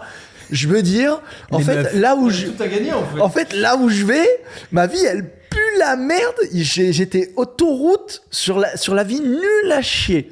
Donc pourquoi à la limite, j'aurais pu être champion de Dofus à la limite si je voilà. Est-ce qu'il y a des compétitions e-sport de Dofus ? Oui, il y avait le Ghoul Terminator à l'époque. Puis Comment tu connais entre-temps, il y a ça? un Le nouveau Ghoul format. Terminator. Non, mais rien ne va en fait. Rien ne va. Le nom. Même le nom est plus la merde. Mais bref, c'était très cool. J'ai failli le faire en plus. Bref, on s'en bat les couilles. Et donc, bref, grosso modo, rien à perdre à mes yeux. Donc, en fait, vas-y, fais-le quoi. Voilà. En vrai, pour parler plus sérieusement de mon shift à moi, je pense tu penses qu'il faut en parler plus sérieusement du coup? Peut-être. Ok, vas-y. Non, mais juste, moi, je pense que j'aurais été extrêmement déçu de moi-même et j'aurais trouvé ça insupportable de rien avoir tenté. Parce que j'ai envie de changer des trucs. Ouais, les poids du regret de dire putain, j'avais des opportunités de tenter des choses et au final. En fait, quand tu écoutes les gens, il y a 2 leçons de vie globales des personnes âgées. C'est j'aurais aimé en faire plus quand j'avais la capacité de le faire. Il y a beaucoup de regrets. C'est vrai. Et ce qui m'a apporté le plus de bonheur dans la vie, c'est la relation avec les gens. Et ben, je vis un peu par ça en me disant peut-être que ceux qui ont déjà vécu une vie, ils ont une bonne expérience de la vie. Et du coup, tirer leurs enseignements en mode ah bah peut-être qu'il faut se concentrer sur ces 2 choses-là, que l'objectif de la vie c'est d'avoir des relations saines et de tenter des trucs. Bah let's go quoi. Surtout que, petit mot de la fin, pour rebondir sur ce que tu dis, d'expérience de mon observation un petit peu du monde, il y a énormément de choses qui se passent pas, non pas parce que c'est pas possible, mais parce que les gens osent pas le faire. C'est vrai. Voilà. Je pense que c'est un beau mot de la fin. On est bien. On est pas mal. Eh. Et ben voilà, ça nous fait un giga podcast de je sais pas combien de temps, j'arrive pas à lire d'ici. 2h15, je crois. Hop, ça y est, la carte est de nouveau pleine, faut croire. Ça Ça fait représente comme le 2 heures. présent épisode. Ça Alors, fait YouTube, 2 je suis heures. encore désolé, vous aurez pas l'outro en visuel, ça fait 2 fois de suite, ils vont finir par m'insulter, c'est possible. Mais c'est pas grave. Est-ce qu'il t'avait insulté C'est le la jeu. dernière fois de pas avoir la fin en vidéo? Je sais pas, personne. Ok, Voilà. bah, très bien. C'est pas grave. Bah voilà. Donc merci pour votre temps. Très cool d'avoir fait cet épisode à 3 et ça a permis d'avoir d'autres sons de cloche. Un de ces 4, on se fait l'épisode tous les deux, Monsieur Pipo. Si vous avez apprécié cet épisode jusqu'à la fin, 5 étoiles, abonnement, le like, leur réseau bien évidemment comme d'habitude pour aller checker soit le côté vidéo, photo, soit le côté musical. Réserve ta place sur Calendly. Prends ton appel. Des messages subliminaux pour Renaissance. Et puis voilà, non, c'était très cool. Et on se revoit la semaine prochaine. Donc d'ici là, portez-vous bien. À la prochaine. Bye bye. C'est cuit. Il m'a piqué ma punchline.